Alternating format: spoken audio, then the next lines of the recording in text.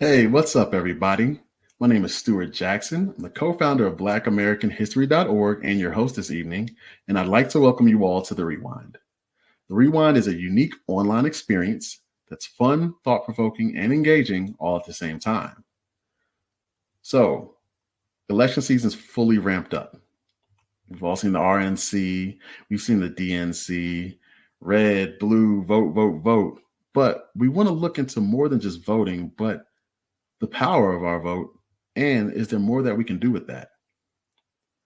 So, to start things off, we're going to have a game show with some special guests that we hope you all play along with in the comments. Then we're going to have a moment of clarity segment with a distinguished Black history professor, and we're going to take a look into the history of the Black vote. Finally, we're going to have a lively discussion with special guests to see how we can make our votes more powerful. Also, we'll be raffling away a $300 airline gift card to one lucky winner at the end of the show. If you'd like to participate, please scan this QR code. You'll go to the link, fill out the form, and that's it. You're entered into the raffle. And don't worry, if you didn't have a chance to scan the QR code this time around, you'll have a couple other opportunities during the show to do so. Now, with that being said, sit back and embrace the Rewind.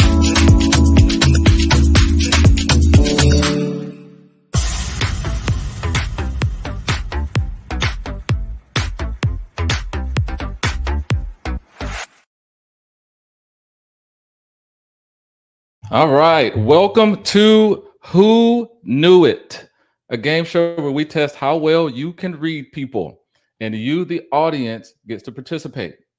Now, the game is simple. I recently attended a local event here in Raleigh, North Carolina, and I found two people willing to let me test their Black history IQ. I asked each of them 5 Black history questions, and all you have to do is guess who you think gave the correct answer. Now, joining me to play this game are our expert guests from later in the show.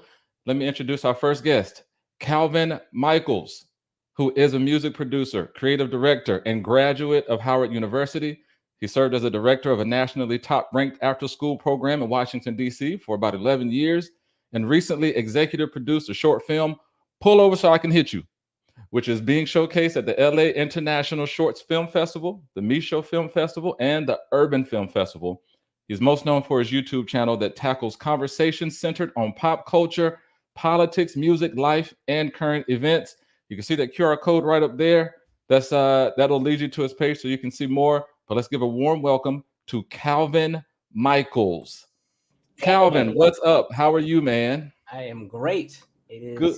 Almost Friday, so we getting there. Round up. So we're always looking forward to Friday. I'm always looking forward to Friday, no matter when it is. Right. Do me a favor, tell us a little bit about this Pull Over So I Can Hit You film. Yeah, it is an adaptation of my podcast episode by the same name, where, long story short, when I learned how to drive, the entire family was in the car, and that Pull Over So I Can Hit You is what my father said after I had run through about 4-way stop and a few other things. So the director heard it, thought it was hilarious, and then we decided to work together and turn it into a short film. So it's a reimagining of that podcast episode. Ah, nice. That sounds fun, man. So when and how do we hear that, see that? Tell me. If you're in Miami this weekend at Urban Film Festival, it's going to premiere on the 31st at 4:22 p.m. So just go to urbanfilmfestival.com and it has all the show times. And then the Oscar Michaud Film Festival in October in LA will be the next screening. And once we finish our film festival circuit, we'll go into the distribution conversations and figure out what our next step is. Nice. Okay, nice. Okay. Well, good luck on the game. Now, let me introduce our second guest. She is a political commentator on social media and a dedicated advocate for the importance of voting and reproductive rights, with a large dedicated following who engaged to her platform as she educates, inspires, and mobilizes her community towards a positive change. Let's give a warm welcome to PoliticalSis. Hi, hey. Hello, PoliticalSis. How are you feeling today? I'm good. How are you? I am doing good. I have COVID, but I'm good. Oh, okay. All right. Oh, that's not good. But you said you're good. You look well. You look fine to me. Thank you. Good. Okay. Now I know you just came back from DNC convention. Is that right? I did. How was it? It was amazing. I mean, I saw history in the making. I was able to see the first nominated Black Asian woman. And it was just all love. Maybe that's why we all got COVID just about. But it was all love. Everyone was able to be themselves, be free. It was love. There you go. I like that. And nothing says I love you like sharing COVID together. It seems like it. Show you that it's real. Yeah. Absolutely. Hey, it's all love. I'm good. Yeah, okay. Good stuff. Okay, well, good luck on the game. We're going to go to our last guest, but not least. We have the outspoken and passionate host of the Tim Black Show and CEO of TTL Media, who is a political analyst and commentator with a focus on issues impacting the Black community. He has a no-nonsense approach on his show with a large dedicated audience discussing the most pressing topics in U.S. politics today. Please welcome Tim Black. Tim. Hey, how you doing, brother? Good. Thank you for joining us. How you feeling? I'm doing pretty good, man. Just got off the phone with DL Hughley. He was calling me for some joke tips and some political advice. And, I helped him out. I'm hoping that he was going to go on the right track now. Yeah, I'm good, man. How you doing? I'm doing just fine. Doing pretty well. Can't complain. Okay, now tell me something. How are you feeling about election season? Are you confident? Are you anxious? Are you terrified? Where do you sit right now? How you feel? Man, I can't fake, man. I'm pretty upset about the way things have gone, man. I'm apprehensive, right? I'm apprehensive. Okay. I think we missed an opportunity, man. But look, I will keep hope alive. But yeah, honestly, I am kind of upset about the way things went. Okay. All right. Well, hopefully things will change. Maybe we'll dive into that a little bit later. We'll get into the panel and see why you think that. But other than that, good luck with the game today. Okay. Now, panel, are you ready to play Who Knew It? All right. Yes? Yeah. Okay. All right. Now, I'm going to introduce our two contestants, Reginald and Dion. I asked them both a few questions about themselves so that we could get a feel for who they are. So let's learn a little bit about Reginald.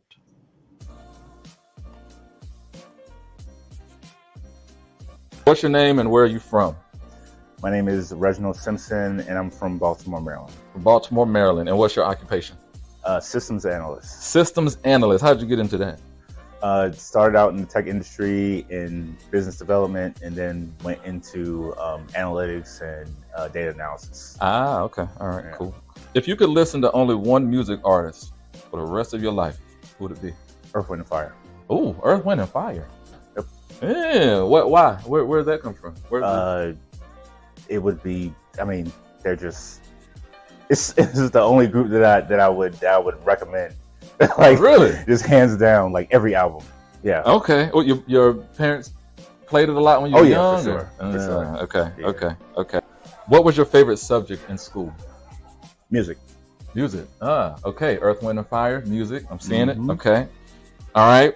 Drake or Kendrick Lamar? Kendrick Lamar.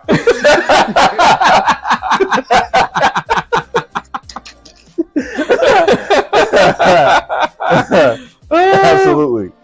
If I ask you to help me build a rocket, what would be our first 3 steps? Our first 3 steps would be find an engineer. Find an engineer that has built rockets before. Find a materials person that can source the rocket parts, and find somebody that can fund it. Okay. All right. So you need an engineer, you need the parts, and you need the money. Yeah. It's pretty logical. Yeah. I think that's logical. Okay. All right. Seems sensible to me.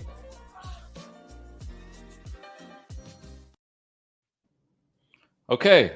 That was Reginald. Now, Calvin, On a scale of 1 to 10, based on first impression, where do you think his Black history IQ sits? This is the most judgmental game. It is. It's a very judgmental game. How well can you read people?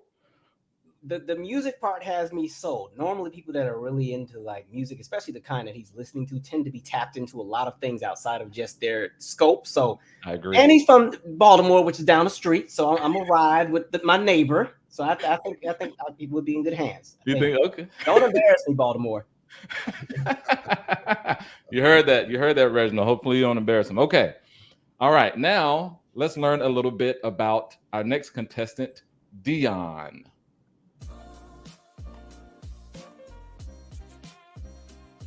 First question, what's your name and where are you from? I'm about to make up an answer for this one. You're gonna be like, what? No, not this one. no, because it's like, where am I from or where was I born? Where are you from? No. Where were you born? That's the question. Okay. San Diego, California. Okay. And your name? Dion Brown. Dion Brown. And what is your occupation? I am a program manager for the Department of Public Health. If you could listen to only one music artist for the rest of your life, who would it be?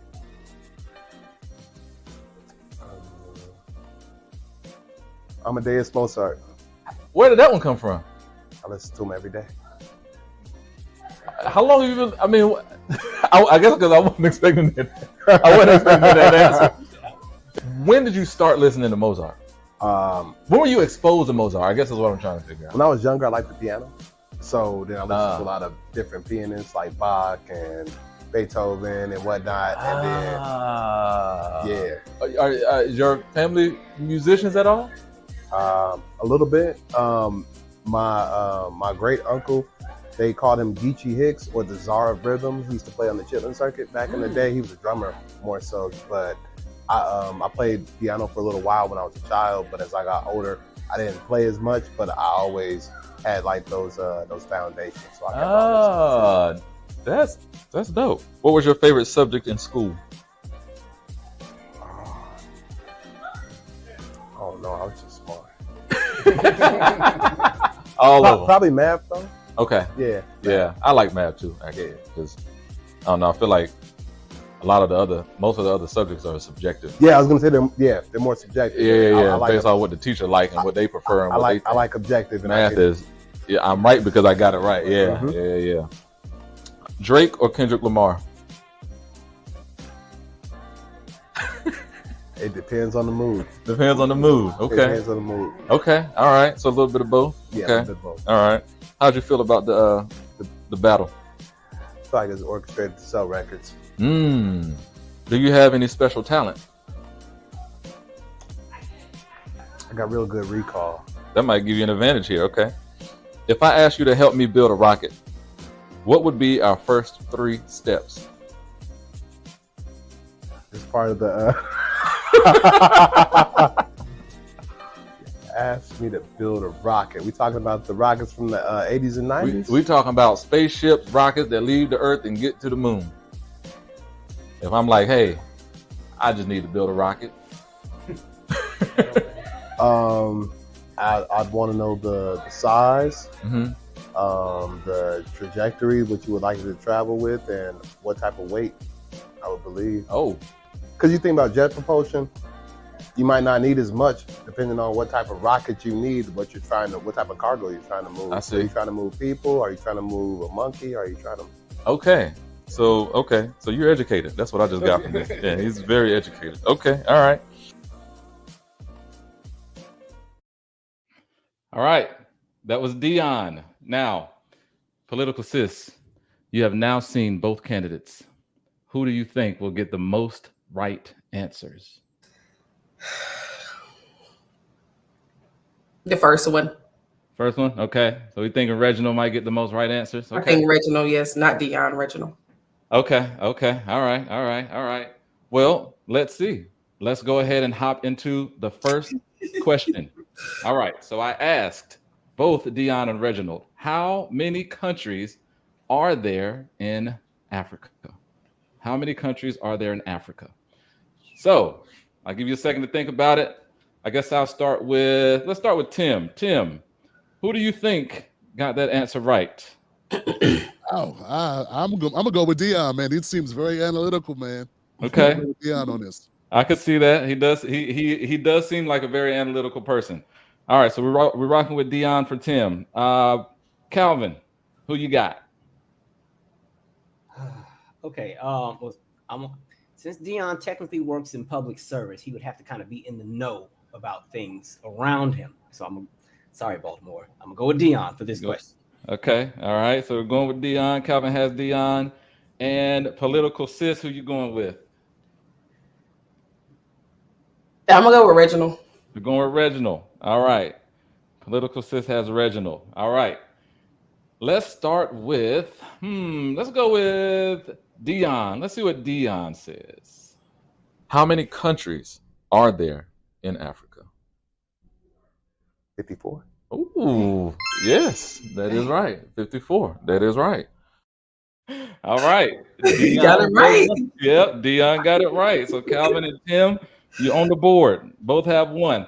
Now, for fun, let's hear what Reginald said. How many countries are there in Africa? How many countries are there in Africa? How many countries are there in Africa? 76. 76. I had faith in you, Reginald. Come on. Countries.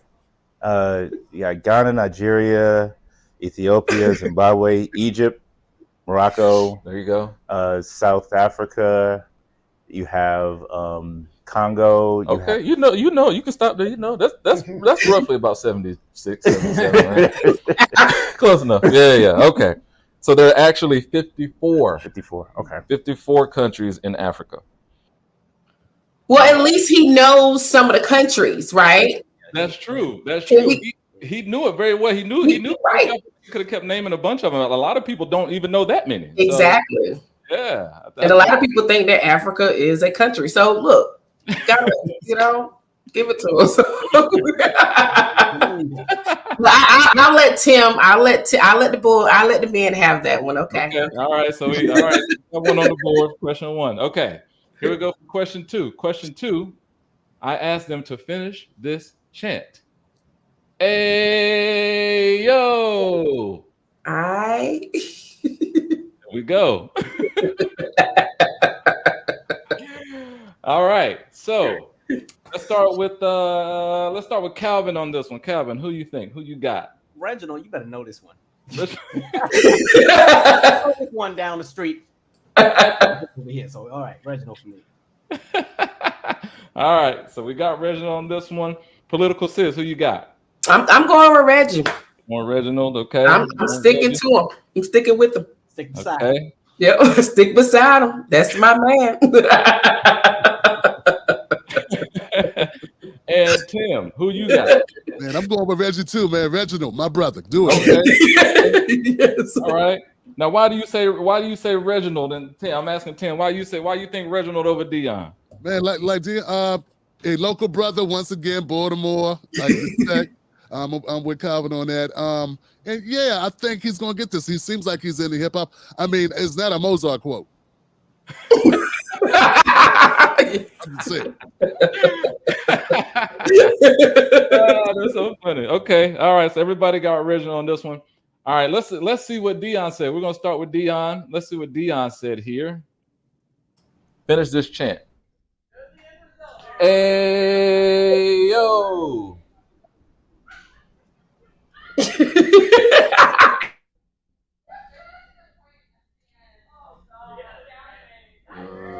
I'll say it again. Hey yo. Y'all got me on one. What? Let me see. Hold on, I got this.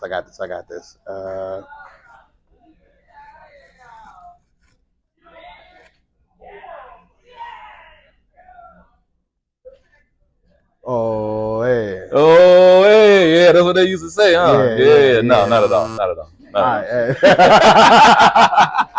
Hey, gotta get a confidence. Let me ask her. Turn it around to her. Hey, yo. There we go. Hey, that's so easy. Yeah. You supposed to know that. Everybody's supposed to know that. Okay. And I've been hearing too many Greek chants. That sound like some Luke stuff. Okay. All right. All right. Well, Dion clearly got that one wrong. So everybody was right. Reginald is the one. Okay. Finish this chant.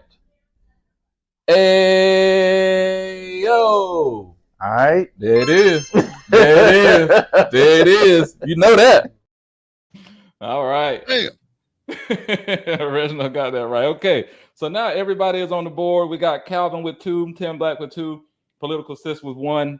Now we're going to go to question number 3. So question number 3, I asked, in the 1970s, a Black woman ran for president. What was her name? What was her name? All right. Let's go Tim first. Tim, who you got? Man, they both should get this. I'm gonna go ahead and go with Reginald again. We'll go ahead, Reginald. Okay, we're going with Reginald. Yeah. All right. PoliticalSis, who you got? You're on mute. You're on mute. You're on mute. You're on mute. Sorry, I'm sticking by my man. I'm gonna stick by my man. Sticking with Reginald. Okay. All right, we're gonna stick with Reginald. Okay. And Calvin, who you got? Man, I feel like you both know it. All right. I'm Reginald. Let's do this. Come on, be more. We're going Reginald. Okay, you sticking with B more. Okay. All right. So we all got Reginald on this one too. Let's see what Reginald said. In the 1970s, a Black woman ran for president. What was her name? Oh, jeez.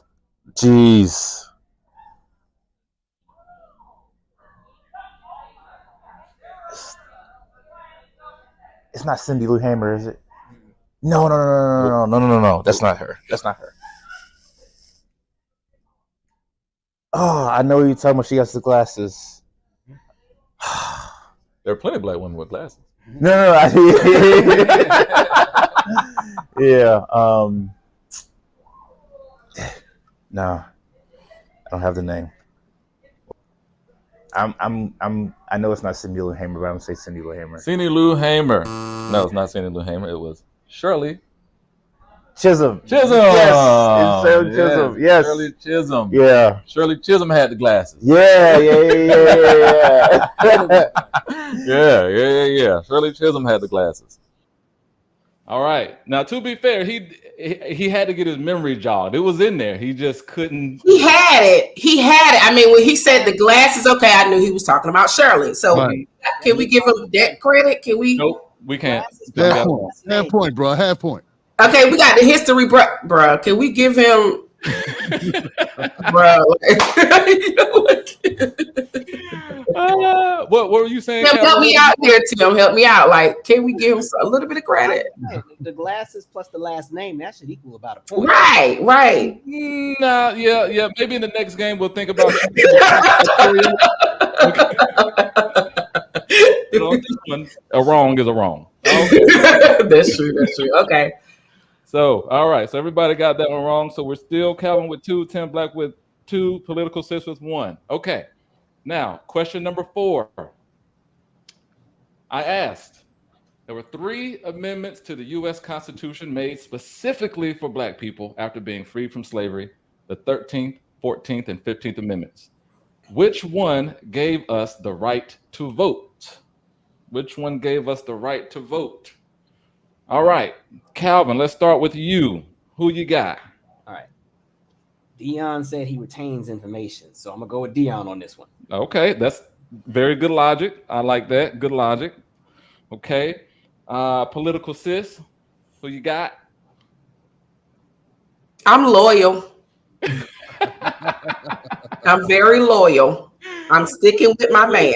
Sticking with Reginald. Okay, all right. No matter how many times he lets you down. Nope. Okay, all right. Okay. Who you got? I'm rolling with Dion on this one, man. Okay. Man, we can see. So you know what? We can't trust these two. They go up and down.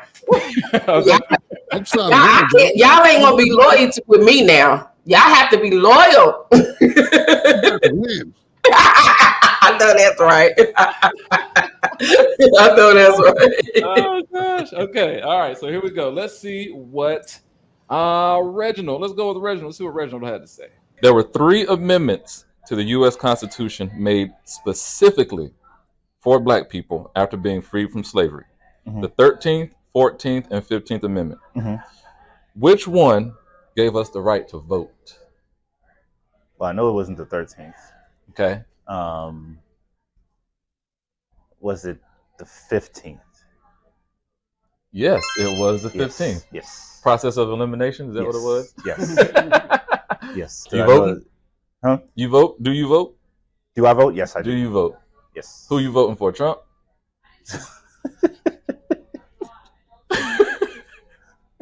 I'll take that. I'm measuring the value of my vote right now.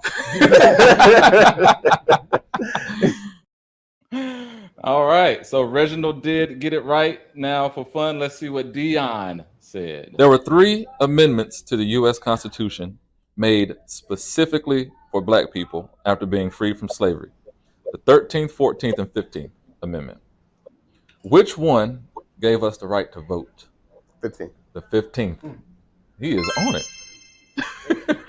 Okay. All right. Okay. Do you vote? Yes, sir. Okay. You voting this year too? Boldest people is a hopeless people. There you go. Okay. All right. All right. All right. So I threw y'all a bone on that one. Both of them got that answer right. So everybody is good on that one. All right. Last question. Question number 5. Question number 5. I asked, what number president was Barack Obama? What number president was Barack Obama? Tim. Yeah. Who you got? We're going with the information retainer, Dion himself. Dion himself, Mr. Information Retainer. I like that. Sounds good. PoliticalSis, who you got? I'm sticking with my Loyal. Loyalty. Yes. I should have known. Okay. And Calvin, who do you have? Mr. Retaining Information. Maddie said. Shout out to you more, Reginald. No love lost there. Okay. All right. Both should get this. You would think, right? Oh, Lord. Somebody. That's what they're saying in the comments. But some are saying Dion. Yeah. Dion. Okay. All right. Let's see. So let's go with let's start with Dion. Let's see what Dion says. There were 3 amendments to the U.S. Constitution. Wrong one. Here we go, Dion. What number president was Barack Obama? Barack Obama was the 44th. 44th. Now you are on a roll. Who was Barack Obama's dad? That's not a question. I just made it up because I need you to get something wrong. What was his middle name? Right. What was his dad's middle name? All right. Dion is the one who got it right, but maybe Reginald got it right too. Let's see what Reginald said. What number president was Barack Obama? I thought it was easy. Maybe not. I thought that was common knowledge. You know how you get asked the question that you know, and then it's like, this is gonna look really bad. 42nd? 42nd? No, not quite. I'll give you another chance.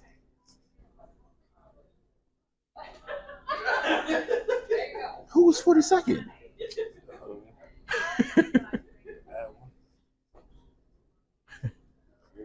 Mm-hmm.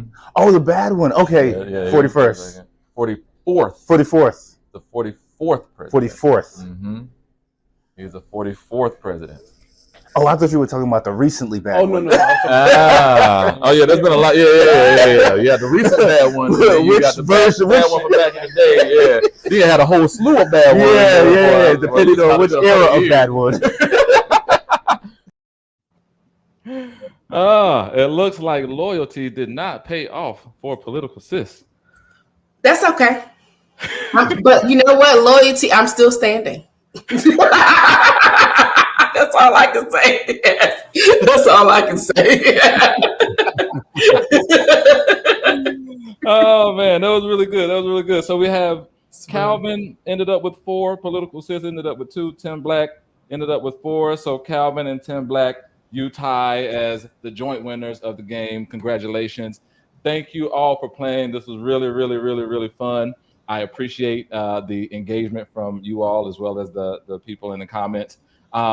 So we're going to keep moving with the show. We're going to bring this panel. This is our panel that will be back a little bit later to discuss how to make our votes more powerful. We're going to have a really good discussion around that topic. So for right now, we're going to take a quick break. We're going to continue with the rewind, and eventually we'll come back with someone who is an esteemed professor of this kind of topic that can help shed a little bit more light. So we will see you soon.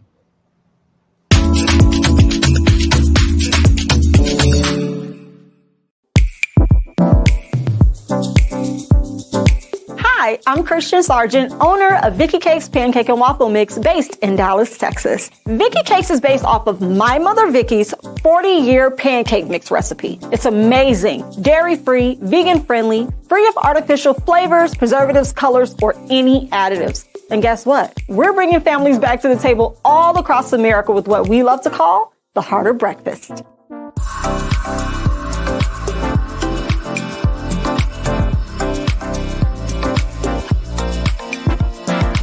Both women and mothers love Vicky Cakes. There's something for everyone. Blueberry pancake mix, pecan pancake mix, chocolate chip, and the OG, the original buttermilk flavor. If your child has a dairy allergen, or maybe you have a dairy allergen, don't worry, Vicky Cakes is for you too.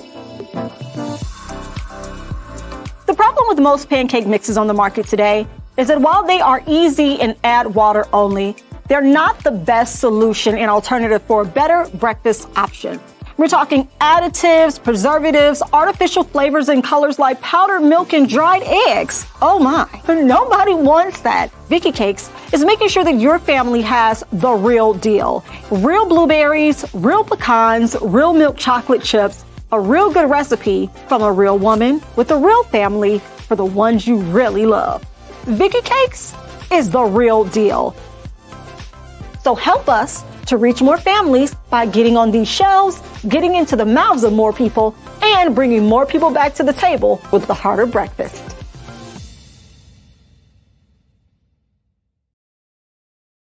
I'm Rob Jackson, and I'm the founder of Ajama Lighting.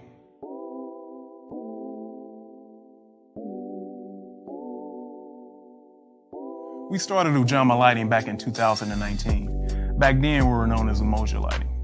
Our mission was pretty simple: to provide long-lasting, energy-efficient, cost-effective LED lighting solutions.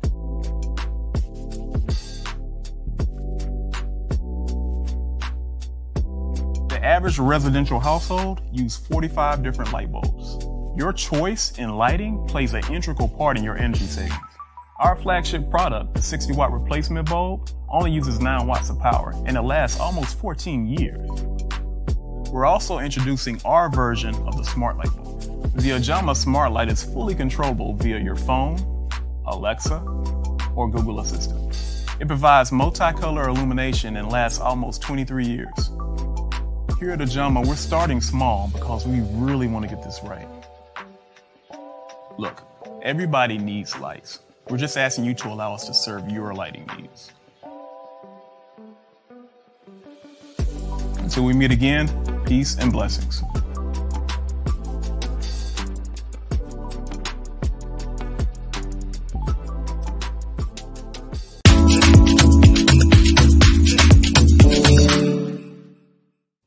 Welcome back to the Rewind. That game show was eye-opening, right? Did you get more questions right than our contestants? If not, then I recommend you sign up to our newsletter using this QR code, where you can learn more about Black history in just 10 minutes each month. Newsletter subscribers also get chances to win prizes each month, and this month we will draw 2 subscribers and announce them as winners at the end of the show for our newsletter prize. Also, here's another chance to enter tonight's raffle for the $300 airline gift card. Scan the QR code, fill out the form, and you're all set. You just got to sit back and wait to hear your name announced at the end of the show. Now, up next, we have our Moment of Clarity segment with a Black history professor to take a deeper look into the history of the Black vote. Just a quick moment of clarity. Thank you for your time.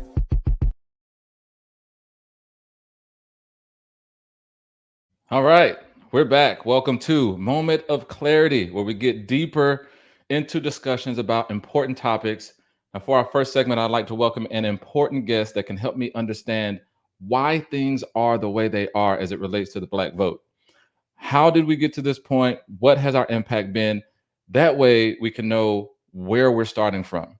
Now, he's an assistant professor of history at Claflin University, which is the oldest HBCU in South Carolina, and also the president of the AAIHS, which is one of the largest Black history organizations in America. He is also the co-editor of the book Invisible No More: The African American Experience at University of South Carolina. He's also working on a book about the Democratic Party and its efforts to maintain Black voting support from the 60s through the 90s. Please help me welcome Dr. Robert Greene II. Dr. Greene, it is a pleasure to have you. How are you, man? Oh, I'm doing great, and I'm certainly happy to be here. I was just a little bit let down by a fellow Earth, Wind, and Fire fan, not quite getting those questions right, but less said about that, the better. I think there were a couple of people that were a little bit disappointed about that one, because the Earth, Wind, and Fire. I know there's a lot of people who don't know the significance of Earth, Wind, and Fire. I was actually looking at I don't know if it was a podcast or something that was explaining, they were going into the cover art for Earth, Wind, and Fire albums. And how there were so many messages in just the cover art that they chose that I did not know about, which was really, really enlightening. But yeah, that's too funny. So can you tell me a little bit about this book that you co-edited, the Invisible No More book? Oh, sure. I'm more than happy to talk about it. So basically, the book was born out of the fact that back in 2014, when Tyler and I are both graduate students at South Carolina, we were part of a symposium about the history of desegregation at USC. So if you know anything about the beginnings of Black students going to schools in the Deep South, we often think of it as a moment in the early 1960s, right, during the Civil Rights Movement, when you have students going to UGA, to Virginia, to Alabama, and of course, South Carolina. But USC is a bit different in that they had Black students and faculty at that university in the 1870s during Reconstruction. It was the only Southern school to actually have that happen, because South Carolina state government was actually a radical Republican government. It had Black leaders within it. It was very devoted to racial equality in a way that we really haven't seen in this state since the 1870s. I see. And so the book was a way to tell that story. It was also a way for us to tell the story of slavery at South Carolina. Many universities in the South had students who had slaves who came with them. That's a story we don't really talk about very much with the history of higher education until fairly recently. And we also wanted to say, well, we had 3 students desegregate the school in 1963. What was it like to be a Black student at USC after that? That's a story that we kind of don't tell as much. And so one of the writers for our edited collection, Ramon Jackson, had a chapter where he actually wrote about, for example, if you're a Black student at USC in the late 60s, where do you go to get a haircut? Or where do you get a home cooked meal? The answer was you went to students who went to HBCUs in Columbia. And in Columbia, South Carolina, we have 2 HBCUs, Benedict and Allen University. And so Black students at USC would hang out with them to have a sense of actual community in the area. And so our book was trying to cover all these different avenues and really get into this nitty gritty of Black life at USC. Wow, that is interesting. I that's something that I have never thought about. Like you're saying, like, students who would come to the university with slaves. I had never even considered that that idea. Right. That's interesting. Okay, cool. All right, so I want to hop into these questions, and what I'm looking for in this discussion is to really try to understand how we got to this point today, right? What are the events that transpired that led to the state that we are in as it comes to the Black vote? One thing that I always hear, like even right now, I hear, you got to go vote. You got to go vote. Go vote, go vote, go vote. As if we aren't voting. And I feel like, I feel like we are voting. It seems like there's always these really large campaigns all the time. Almost everybody I know, I want to say everybody I know votes. Aren't we turning out in large numbers all the time? Like, aren't we voting more and more? Like, is there a trend that can point to it? Because it almost seems like people are saying we're not voting enough. And to me, it just feels like, I think we're really out here voting. Is that a misconception or what? No, so that's a great question to start off our conversation, because the answer is, this is going to sound odd, so let me explain. Both statements are actually true. Black voters have grown as a share of the electorate since 2000 or so. We used to be about 13.5%. Now we're closer to 14%. But on the other hand, what we have seen in the last 14 years or so is that over time, the share of the electorate has, at least temporarily, you're seeing more and more white voters in terms of actually going out to vote. Let me explain what that means. In essence, every 4 years, when there's a presidential election, you do see a large turnout from Black voters across the country. And as everyone watching this probably already knows, if it wasn't for Black voters, the Democratic Party wouldn't be terribly competitive across the country. Right. That much is fairly certain.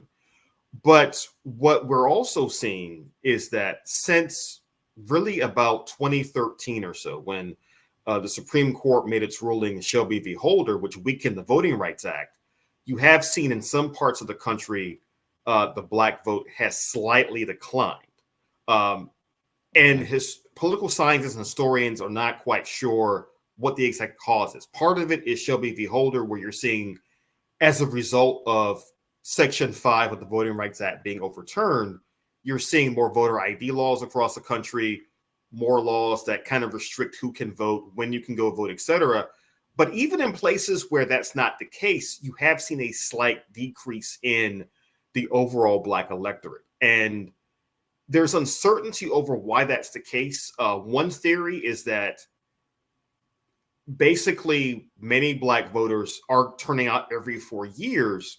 But I think, especially amongst younger Black voters, there is a question of, well, how much has my vote actually gotten for me lately? Like, what is my vote actually accomplishing and achieving?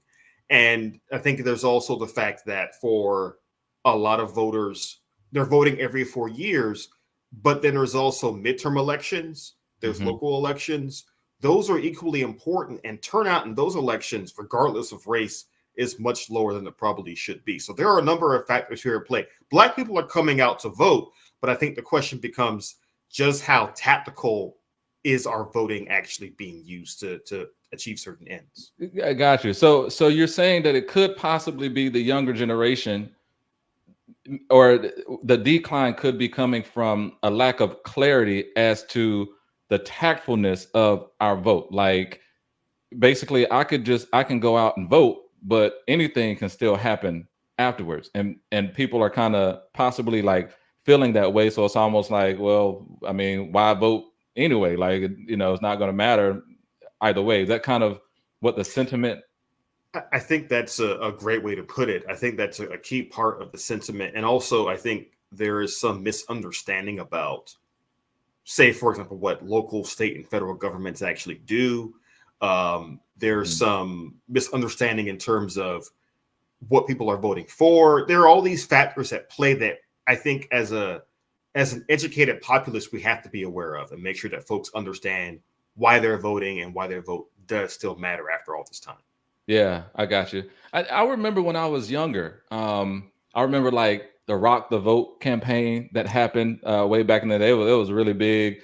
There were a few others, and it seemed like at some point there was this really, really big push for people to start voting more. But before that, it's like I remember a period where there weren't these campaigns that were pushing people to vote, which leads me to believe that before, like you were saying, the previous maybe 14 years, it seemed like voting wasn't really a big deal. It's like some people voted, some people didn't. It wasn't really something where like what we hear today, where it's like, oh, you don't vote, like you need to go out there and vote, like these campaigns to really get people. I do remember, you know, obviously looking back in history, you know, there's you know, there were times where the Black community got together and they were really like pounding the pavement to make sure that people got involved.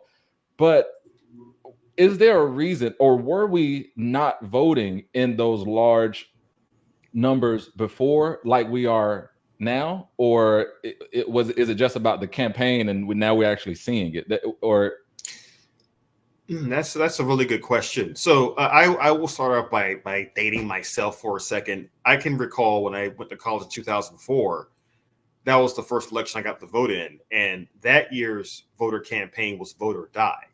Vote or Die. I remember that one. And that was, looking back now, I'm thinking like, man, that's kind of drastic. Can you just calm down a little bit here? But and that was a campaign that involved P. Diddy, and yeah, I'll leave it at that. Mm-hmm. But anyway, but I think your question is a really important one. So I want to start with 1965 with the Voting Rights Act, because, and I think we'll get to this later on in our conversation, but one of the great tragedies of American history is that we really aren't a fully democratic country, like small d, everyone can vote country, until 1965, when the Voting Rights Act takes away some of the last impediments to voting for Black Americans in the Deep South. And so after that, especially amongst Black Americans, there was always this sense of people died for your right to vote. People marched for your right to vote. People suffered and bled and sweat and everything for your right to vote. And so everyone understood that. But I think what you're talking about with the campaigns was there was high voter turnout in the late 60s, early 70s, and it was consistent. But there were moments where Black Americans felt, well, I'm not really sure how much there is to vote for. And so the voter campaigns were a way to encourage not just Black people, but all Americans to get out and vote. If you compare voting rates in the United States versus other Western democratic, heavily industrialized nations, just taking race out of it for a second, just looking at Americans in general, our voter turnout is actually not that great.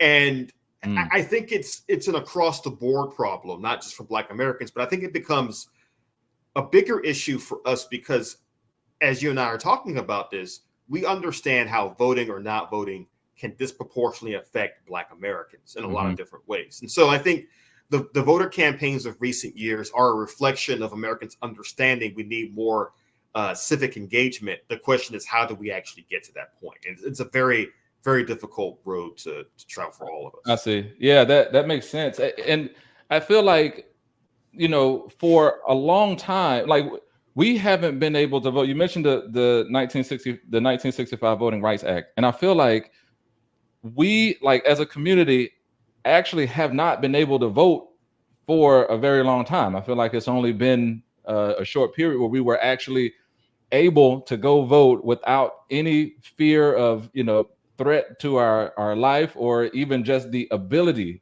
to. I mean, and is it like how long has it been the case where we were actually able to freely go and vote and be a part of it without any kind of fear? And, you know, because I feel like maybe that also kind of played a role in, you know, why there was lower turnout in the beginning as well, just because there were so many impediments before.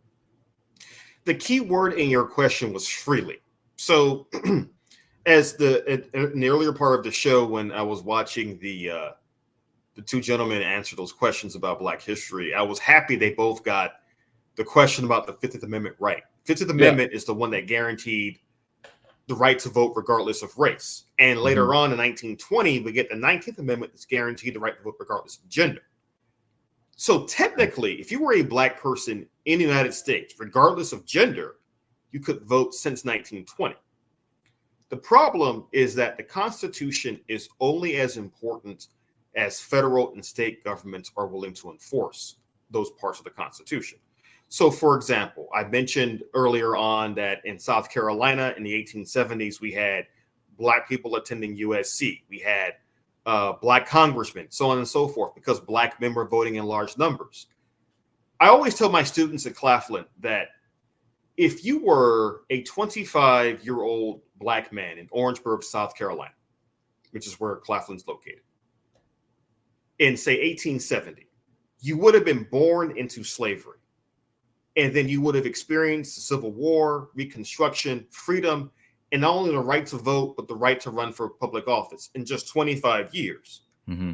But then 10 years after that, by 1880, you are at risk for losing the right to vote because the state government has gone a very different direction and they are trying to restrict the right to vote. So when you ask about being able to freely vote, in the South, after Reconstruction, up until the 1960s, the following things stopped you from voting. Literacy test, where you had to read a document and prove your literacy. Mm-hmm. And you had Black men and women who even held PhDs or master's degrees who could pass the test, but then the voting registrar would say, well, you didn't actually pass. And it was your word as a Black person against a white official's mm-hmm. word. And you see how that's going to go. Mm-hmm. Another thing, this was the bigger impediment to voting, the poll tax. Where if you lived in the South, in most southern states, you had to pay a poll tax, often around 6 months before the election. So let's say you are a sharecropper or a farmer, you don't have much money to your name, you have to pay that poll tax in April or May to be able to vote in November. If you don't have a lot of money and you're trying to feed your family, your wife, and your children, you're thinking to yourself, well, I can pay a poll tax and I still might not be able to vote for other reasons, or I can pay for food or pay for seeds for my farm, etc. Mm-hmm. And so many Southerners, Black and white, lost the right to vote after Reconstruction because of the poll tax. And then you have just sheer voter intimidation. This is the era of lynchings across the South. This is an era where Black men and women just disappeared overnight and never heard from them again. And so you have all these impediments to voting. Now, after the Voting Rights Act is passed, you still have generations of Black men and women who live with that trauma, who are slowly trying to adjust to a new normal. And so they're excited to go out and vote. They teach their kids and grandkids to go out and vote. But the effort to go vote requires vigilance amongst people to make sure they continue to do what they need to do. I see. So there's now, and what was that period? When is this period that you're talking about with the poll taxes and the literacy test? When was this? So this starts around 1890, which is when you start seeing. So let's say you live in a southern state like South Carolina. And if our viewers go online this evening and they look up state constitutions in South Carolina or Mississippi, elsewhere, you will see that every southern state had a state constitution around the late 1860s or so. And then they have another one that's written in the 1890s. What happened was after Reconstruction came to an end and the Republican Party in the South lost power across the region, you start seeing white Democrats really pushing these anti-voter laws like poll tax, literacy tests, etc. And they're writing state constitutions that basically say they cannot say that Black men can't vote. Like this, let me make that very clear. None of these constitutions actually say Black people cannot vote, but they're putting in laws that they know will disproportionately impact Black people. So, for example, if you've ever wondered why is it that so many state constitutions have laws that say people who have been accused of a felony can't vote, those date back to this time period, because even in the late 19th century, it was a majority of Black people who were constituting the crimes and committing the crimes and being accused of crimes that would cause them to have felonies on their record. So all this goes way back to that time period. So from 1890 until really the 1960s. I see. Okay. So, but I thought there was a period where we start seeing many more Black people like entering the political system and becoming, governors and mayors and things like that. Wasn't there like a period where there was a rise of, Black people having representation? Right. So there are a couple of periods like that. The first one is Reconstruction in the South. The second one, you start seeing Black city councilmen, Black mayors, Black congressmen, and so forth from like the 1930s and 40s or the 1960s. But that's happening in the North and the West. Okay. So basically, the history of Black voting comes down to this. there's an era where the black vote is very important in the South in the Reconstruction period, and it's suppressed. A couple of generations later, during the Great Depression, the New Deal era, and a little bit before that, you have black men and women moving from the South to the North during the Great Migration. Right. Now they're moving there principally to get work, to find jobs, that sort of thing. Right. But there's also a big advantage moving north. If you live in Orangeburg or Charleston or Atlanta or Savannah, for the most part, you can't vote in the early to mid 20th century. But if you move to, say, New York or Boston or Cleveland or Chicago or Detroit, you can vote in those places. And once you start seeing a significant number of Black Americans moving up north during the 20th century, that is when you start seeing more Black congressmen. You start seeing Black mayors in major cities in the 1960s. You start seeing other Black officials across the country being elected. And then after the Voting Rights Act, you're seeing more of that in the South too. So it's really a story of going region by region during these time periods. Okay, I see. So we're talking 1865 emancipation, and then we get Reconstruction for, I'll just say, roughly a decade after, right? But we've gotten the 15th Amendment that gives us the right to vote. But then the South is basically like, well, we don't really want you to. So instead of saying that you can't, we're just going to put a lot of things in place that make it so that you can't without us outwardly saying it. And then you get around 1915, 1920s, 1930s, the Great Migration, when Black people are moving out of the South and starting to move north and starting to move west. That's where we see them, the people who are starting to get more involved in the political landscape. That's okay.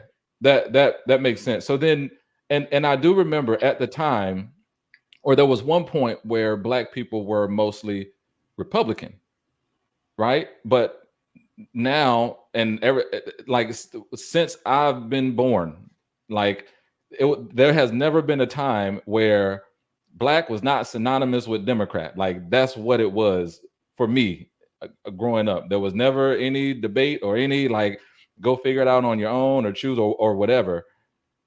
Why were we Republican before, but now, loyal to Democrat? No, that's a great question. And I always get this in my classes too, because my students, when I mention Reconstruction in South Carolina, the Black officials are all Republicans. And they're a little surprised by that because of what you just said. But the reason that Black people were Republicans for so long is very simple. The Republican Party was the party that ended slavery and won the Civil War. Number one. Number two, the Republican Party was the place where Black people went to during Reconstruction to organize politically. So in the South, you have a Republican Party that's made up of several different groups. You have a smattering of white Southerners who say, you know what, the Civil War was a bad idea. The Confederacy was stupid. Let's just move on with our lives and do something different. You have some white Northerners who moved down South who helped to form the Republican Party, but the vast majority of Southern Republicans at the time were Black. And as you go back and look at, say, the 1868 election, where Ulysses S. Grant, former Union general, wins the presidency, he wins several Southern states because of the Black vote. And Republicans see this and say, oh, we should cultivate Black voters in the South for generations to come. They do that during Reconstruction, but then as the years go by, Black officials, prominent Black men like Frederick Douglass, they remain very loyal to the Republican Party. But there is a point by the 19-teens and 20s where Black people are saying, we've been very loyal to this party for 2 generations now, but what have they done for us lately? That was a question that was being raised. And then the Great Depression hits, and Franklin Roosevelt's idea of the New Deal is very appealing to Black voters in the North and the West. They start to vote Democrat really en masse in 1936. And from that point on, you see the two parties trying to fight for Black votes. Again, I mentioned the Great Migration and Black voters in the North. Both parties recognized that was an important voter base in what we would now call battleground states in the North, like Ohio, Michigan, New York, Pennsylvania. And so both parties in the 1940s and 50s are talking about civil rights. So, for example, FDR wins the black vote in 36, 40, and 44. Harry Truman wins it in 48. In the 50s, Dwight D. Eisenhower gets about 40% of the black vote as a Republican because he's a World War II hero. But by that point, most black voters are going to the Democratic Party. And Democrats in the 60s, thanks to Lyndon Johnson, the Civil Rights Act and Voting Rights Act, they were seen as the party of change, party of civil rights. And you add to that Republicans were seen as being hostile to these things because of Barry Goldwater in 64 and then Richard Nixon and Ronald Reagan after that, espousing more colorblind policies and such. I see. So then I guess why I feel like a lot of people, feel that, almost kind of the same thing, right? Like, what has the Democratic Party done for me lately? Kind of feel why hasn't it been so quick to switch back to Republican? Like, there was enough convincing or influence to go from Republican to Democrat, but it seems like we sticking with the Democratic Party. I mean, I guess maybe it's changing a little bit, but I guess why do you think we're so loyal to it now, as opposed to saying, well, let's just see who's doing what, and if we feel like some other party's going to do something better, we're like, all right, well, we're going to do what, we're going to go that way because we feel like that's what's best. It's still like, if you're black, you're Democrat. Right. No, and I think that's a great question because as I've seen in the chat as well, you see a lot of chatter on social media and even the mainstream press now about growing numbers of black voters, if not leaving the Democratic Party, at least saying, well, what have they done for me lately? Like, you are hearing more and more of this in throughout black media. But I think the problem is that amongst many black Americans who are looking at the Republican Party, they may still feel a sense of hostility from the Republican Party in terms of its policies and, more importantly, in terms of its rhetoric. Also, I would add that I think a big factor in all of this was Barack Obama. If you go back, if you rewind the clock to 2004 with George W. Bush and John Kerry, George W. Bush got about, memory serves, about 19% of the black vote that year, which was a little surprising to some analysts, but it showed that the Republican Party was starting to make some small inroads into that black voter base of the Democratic Party. The following year the GOP chairman, Kim Melman, gave a speech to the NAACP where he actually said, we apologize for the Southern strategy. We apologize for antagonizing black voters and going for white voters through racism and through dog whistles and the like. But then Barack Obama was president in 2008, and the black vote is like just suddenly back on lock. Like the black vote in 2008 and 2012 is so pro-Obama and pro-Democratic Party. And at the same time, the Republican Party goes even more right-wing to where some of the talk about pursuing black voters dies down a bit. And the thing is, with the conservative movement, there have always been members since the 60s and 70s who've always said, we should try to find a place for black voters in our coalition. You see this in the 70s with Jack Kemp. You see it in the 90s and 2000s with folks like Michael Steele and others who are all saying, we should try to find a way to at least get some black voters, if for no other reason than many black voters have some of our cultural values and practices in their families and their religious beliefs, et cetera. And B, it'll make the Democrats play defense with the black vote. But I think what we're seeing right now is we're at this sort of turning point of black voters might be ripe to a change, but the Republican Party has to make actual gestures to make that change real. Yeah. I see that. I get that. And I saw one of the comments was talking about, like, propaganda plays a big role into it as well, because I know they spend so much money on the media that, helps, shape the opinion. But this is all very helpful. So it seems like, if I'm recalling this correctly, I just want to make sure I'm correct me on the story here.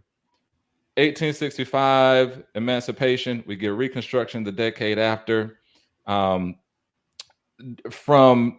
a small period where we're able to vote in theory, or legally, should I say, we're allowed to, but there's many Black people still in the South. The South is making sure that we don't really vote, even though we technically can, until around the 1920s, when the Great Migration happens, and we start to move north, we start to move west. That's where we start to get more representation in politics and government, and then in the or also like around that time, we're mostly we're Republican for the most part, because that is the party that we align with, that freed us, right? That gave us emancipation. And then it started to change somewhere around the 40s, 50s. What'd you say? Where did that sentiment start to change originally? Really in 1930s and 40s, right? Okay. All right. So around the 1930s and 40s, that sentiment start to change. We go into the 60s, or the 50s and 60s, with the Voting Rights Act that kind of weakens some policy, and allows us to, were we able to vote freely in the 1960s, like without fear of harm? Like where did that start? So that's a great question. So it depends on where you are in the country, right? So in the early to mid 60s, by that point in cities like Atlanta, for example, you do see a sizable Black vote, like especially for like mayor's races and that sort of thing. Mm-hmm. But in terms of state and federal elections, places like Mississippi, Alabama, it was still very, very difficult to vote. And so it's really 1965 that's the final nail in the coffin of those restrictions. Also, I shouldn't forget this. People often leave this out. The poll tax is also made illegal in the Constitution by the 24th Amendment around the same time. So you have the end of the poll tax, the Voting Rights Act in the mid 60s. That is like the final barrier being lifted towards voting across the entire country, but especially in the South. I see. Okay, I got you. So then from that period, we kind of get we're starting to vote more and more. We're on the Democratic side, and they're starting to kind of be this stench of, what have you done for me lately? We've been loyal. People aren't really voting as much. And then as of the last, I say 15 years, well, I'm gonna say we're not voting that much, but the trend is starting to uptick, like all the way up to maybe 20 years ago or so. And then there's kind of this like, what have you done for me lately kind of feel that's happening right now, that leads us to today. And now we're a little bit more loose-ended on whether we stay Democrat or Republican. That's kind of, I know it's a super oversimplification, but I'm just kind of trying to get a picture of the journey of how it got to this point. No, I think that's as good a way as any to sum up the last 150 years of history. So I think Okay. Cool. Well, that was very, very helpful, because that helps kind of give a basis or a foundation as to where things are today, because now I can kind of at least get a blurry picture, if I could say that, about how we ended up here. So thank you for that, man. I really appreciate this conversation. The knowledge that you've given is super duper helpful. Hopefully you'll stay around for the rest of the show. Let's keep going with the show. Again, appreciate it. Now we're going to keep going with the rewind, and then a little bit later we're going to have the panel come up. And now that we've gotten the history of how we got to today, our panel is going to talk about today. So stay tuned, and I'll see you again shortly.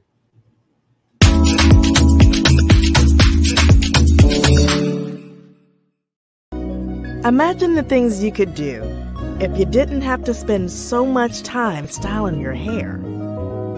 That's why thousands of women turn to our Ultra-Luxe Tam Wraps to help them spend more time on the things that matter while still looking and feeling amazing. The Tam Wrap is designed with all of the important details in mind. elegantly lined in a signature satin to nourish the skin and hair. It's a bit of luxury stitched right in. Plus, satin helps to protect your hair from frizz and breakage. Our pre-tied design means there's zero effort for you to get the perfect wrap every time. No tutorials necessary. And our Ultra Luxe fabrics are super soft, stretchy, and breathable where it counts. As a woman, you wear so many hats. The Tam Wrap can take you from work straight into the weekend without styling your hair or missing a beat.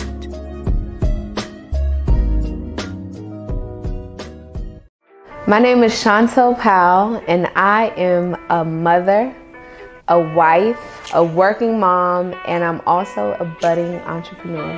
Play Pits promo take 101. I decided to start experimenting with deodorant because my oldest son came home from basketball and smelled horrible after basketball and football practice. And at that time, I knew that something had to be done, but I wasn't quite comfortable putting him into your average store-bought deodorant. So I went in the kitchen and kind of did some research on ingredients and whipped up my first batch. Cam went to camp and told the whole camp and said, "Mom, you have to make deodorant for everyone." And I was very blown away, but also like, boy, get out of here. I'm not making you, deodorant for everyone. But then I thought about it and I was like, Cam, you might be onto something.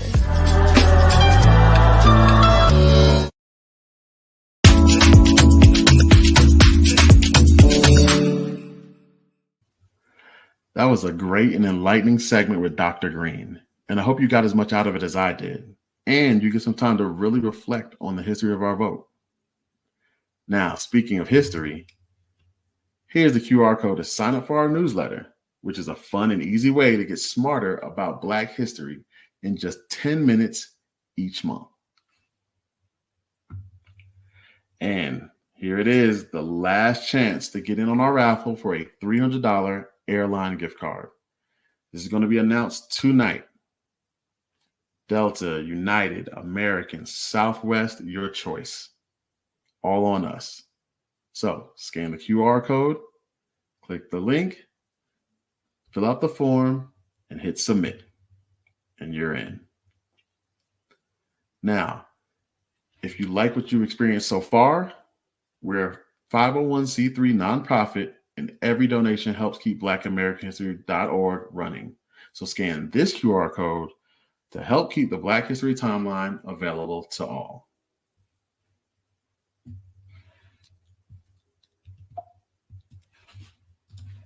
All right. Now, next up, we'll take a look at some interesting patterns that we've seen across the states, and then we'll have a lively discussion with our 3 guest panelists that you met earlier on the show to dig into how we can make our votes more powerful.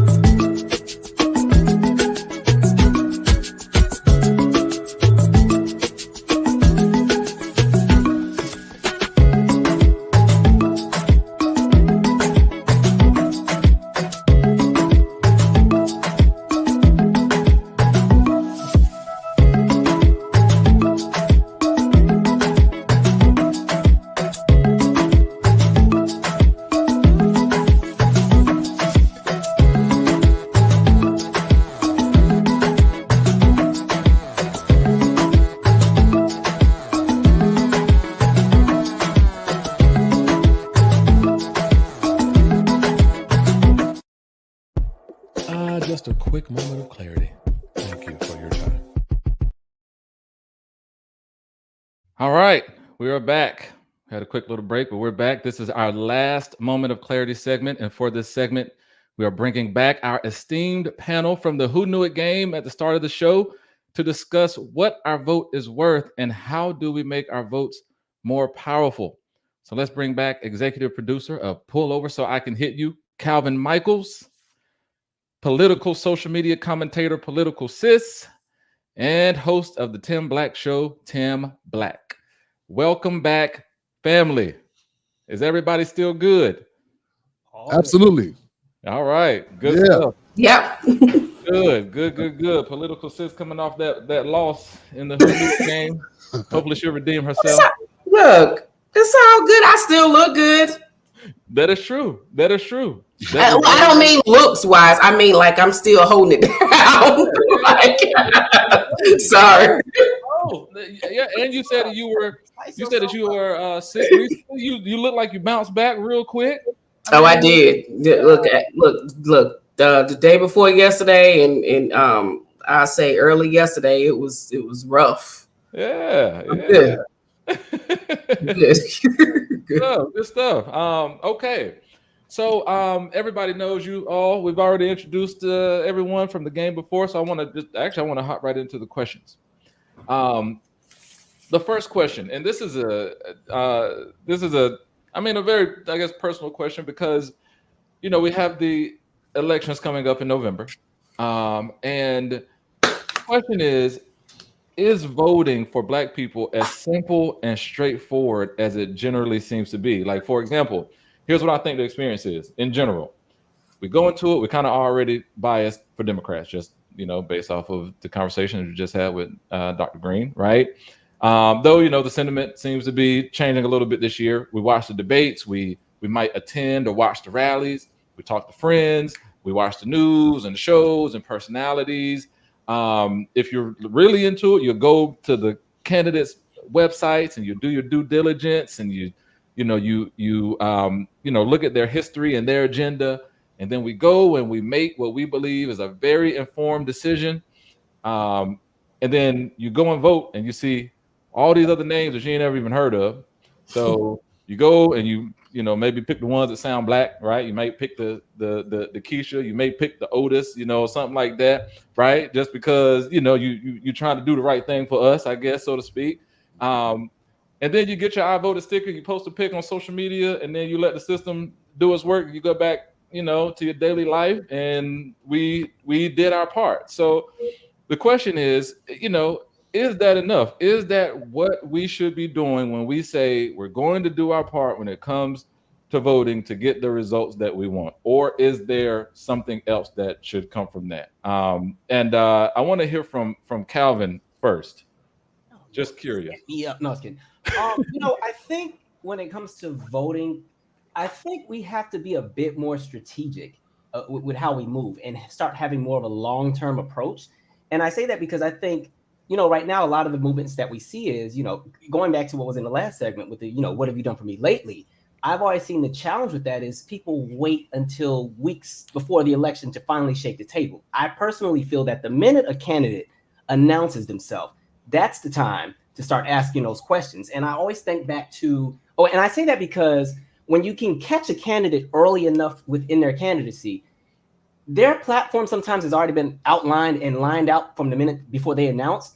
But when you catch them early enough and you put into their head, hey, these are the issues that we have, this is what we're passionate about, I think it opens up a door for there to be more reflection on maybe we need to go back and look at our platform. You remember that clip? It's Ronald Reagan back when he was running for office for the first time, and he went to the Bronx, and then people were chewing him out, and he didn't have a way to really answer any of the questions because he was so caught off guard. Like, again, an example of somebody who was so far removed from reality because he had lived in his own kind of echo chamber that when he was with the people, I'm trying to answer the question. He about to cuss us. The slur was about to come out, right?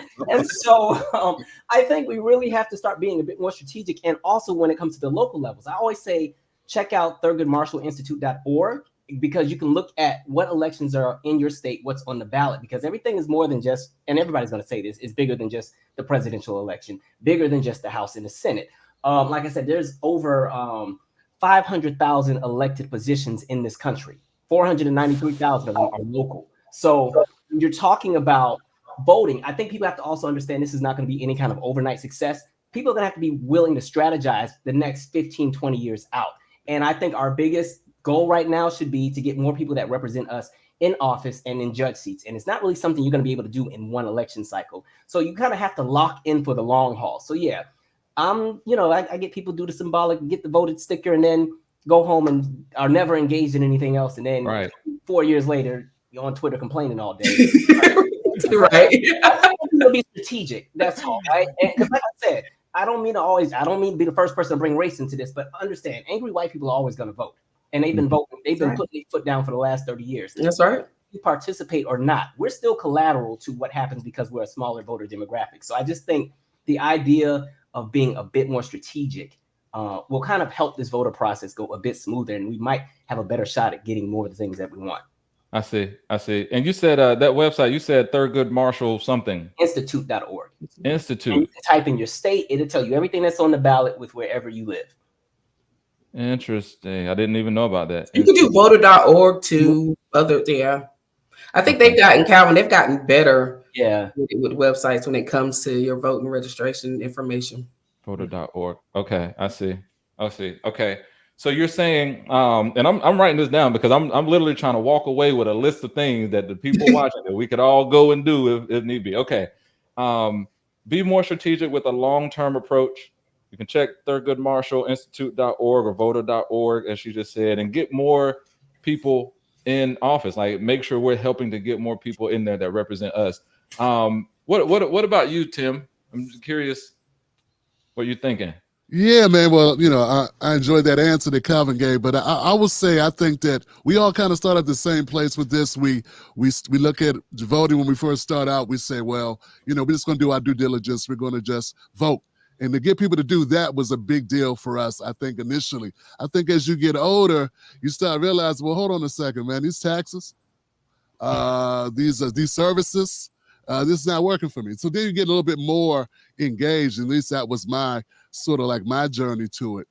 I think that we have to be a lot more radical if we want change in this system. Like I stated earlier, man, I feel that we don't have enough parties. And the parties that we do have now are full of corruption due to lobbyists. Maybe we'll get to that a little bit later, but I think as long as you have outsized money in politics, you're going to have a problem. When it comes to saying, we need to blow this a block, well, first we got to find community. We got to find people that we interact with. So that's where we all come in, where we do this content. And I think that the ability, the internet is such a tool that we can use to get people together, to create the momentum that we really need if we ever going to see any type of change. And as you pointed out, since we are a small group as being Black Americans, we're going to have to use that power. We're basically at the whims of the majority society, right? So, but we are the deciders. If we stop voting Democrat, they never win another election. I heard Dr. Greene say that, and I agree totally. So we are still powerful, but we got a small window where we can use that power because some things are changing demographically in the United States as we speak. Right. Yeah. I hear you. What you mentioned this, like voting as a block. And I feel like, I've heard that, I'm sure we've all heard that to some extent, but it's like we say it and say it and say it and say it and say it. Why can't we do it? Like, why is it not actually happening where we're voting as a block? Or is it and I'm just missing it and I'm just not seeing it? And if that's the case, why would I have missed it? If we're voting as a block, there needs to be a way to make sure that I know about it. But like, why isn't it happening the way that we know it needs to? Man, we are voting as a block. It's just one block. Oh, okay. We're the most reliable. Look, Black people are the most reliable voters on the planet. Like 90% of votes. We him and Hard, they use us as fodder, right? Man, at the end of the day, we're going to go 90 whatever percent for the Democratic candidate. It appears like maybe we'll break tradition. I think about maybe Trump may get 30% of the Black male vote, and that's high. And that was before Kamala. That was Biden. So things may have changed. But yeah, we've been voting as a block, but now we have to be able to say, hold on, block. We might need to move the block, or we might need to hold the block. You know what I'm saying? In order to muscle the Democratic Party into doing what we want. We got to see some change. We can't keep doing what we've been doing.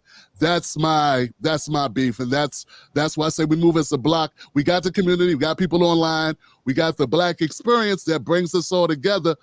I don't care where you are. If you Black, you know what Black people are dealing with because you have family members, even if based on your social class, you may be at a different level, but you still got family. You still connected. You still know the money problems. You still know what's going on with issues. So, we move as a block now, bro, but we need to be able to turn that block and accelerate the block to move to other directions if need be.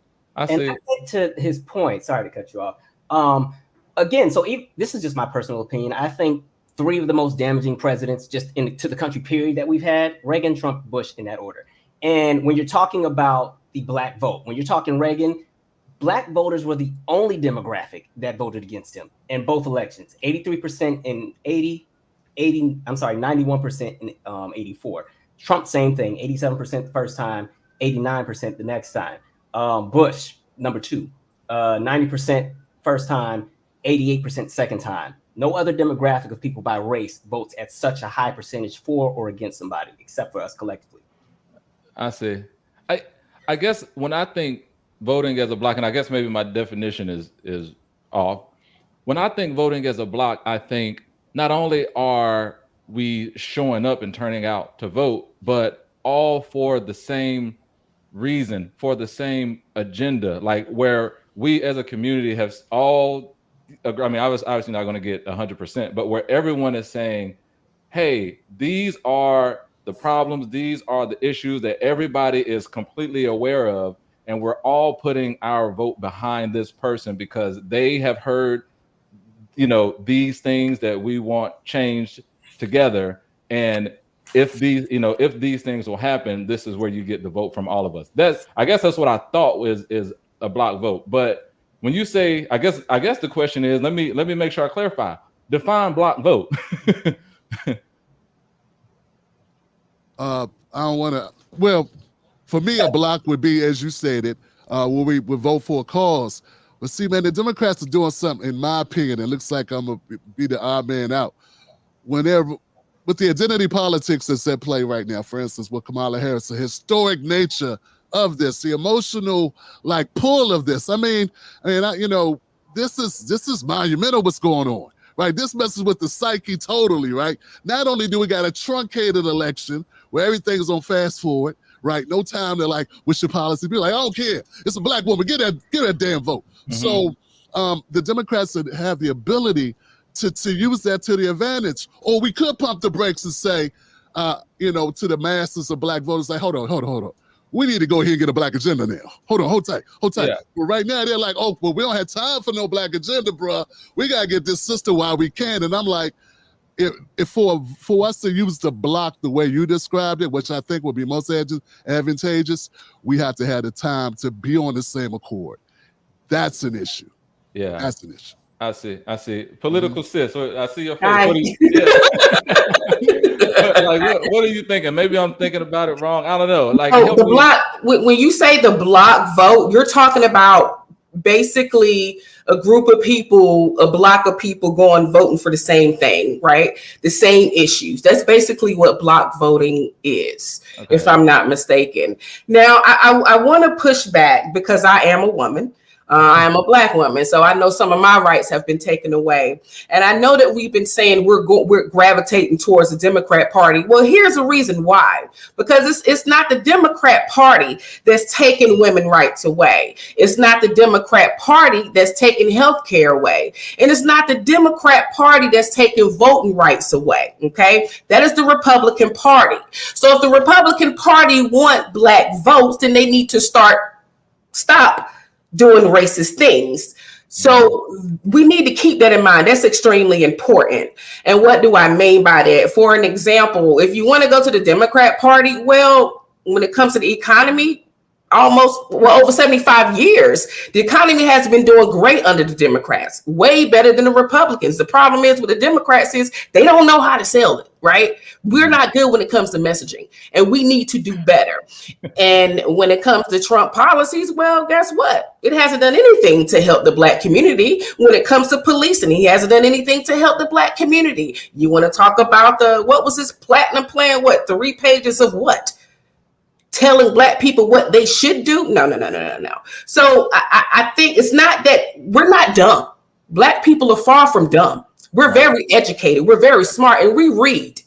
Yep. We are very engaged. The problem is that we go with the party that's going to have our best interest. Now, does both parties have shit with them? Of course. That's everyone. I have shit with me. All of y'all have shit with y'all. Right. But we go with the party that's going to have our best interest. And from what I see, the Republican Party is not it. Well, I guess the main, I guess even kind of going deeper into that is, like, to your point, there's reasons for people to go one way and reasons for people to go the other way, which seems like it can impede our ability to be like I guess maybe a strong block vote. Because I mean, and I don't know if it's even reasonable to believe that, we can all get on one accord, but we're all amalgamated just because we do have different desires. We have people that are fed up with Democrat and want to go Republican, but then we have certain people that are like, hey, they're not doing, what I want for them, and I need to go. But like as a group, it's like holistically, as a total group, is there a way for us to be like, look, this is what we need to fight for, and this is who we all can come to some kind of agreement on. This is who we want to get behind in some way, some form, some fashion. This is why a lot of Republicans are wanting to vote Kamala. It's not even about it's about patriotism, right? It's about the Constitution. At the end of the day, you're going to go for someone. We vote differently. I think a lot of Black people want to vote differently. Mm-hmm. But when you only have 2 options, you have an option that's literally trying to take your rights away. That is taking your rights away, especially when it comes to women, Black women, the maternal mortality rate.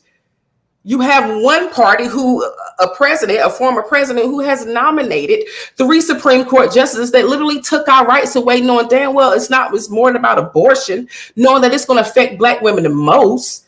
Then what do you think the majority of Black women are going to go to? Like I said, we're not dumb. We read, we research. And so we know when it comes to Kamala, we know the facts about her. We know she didn't lock up Black men. We know the facts of that.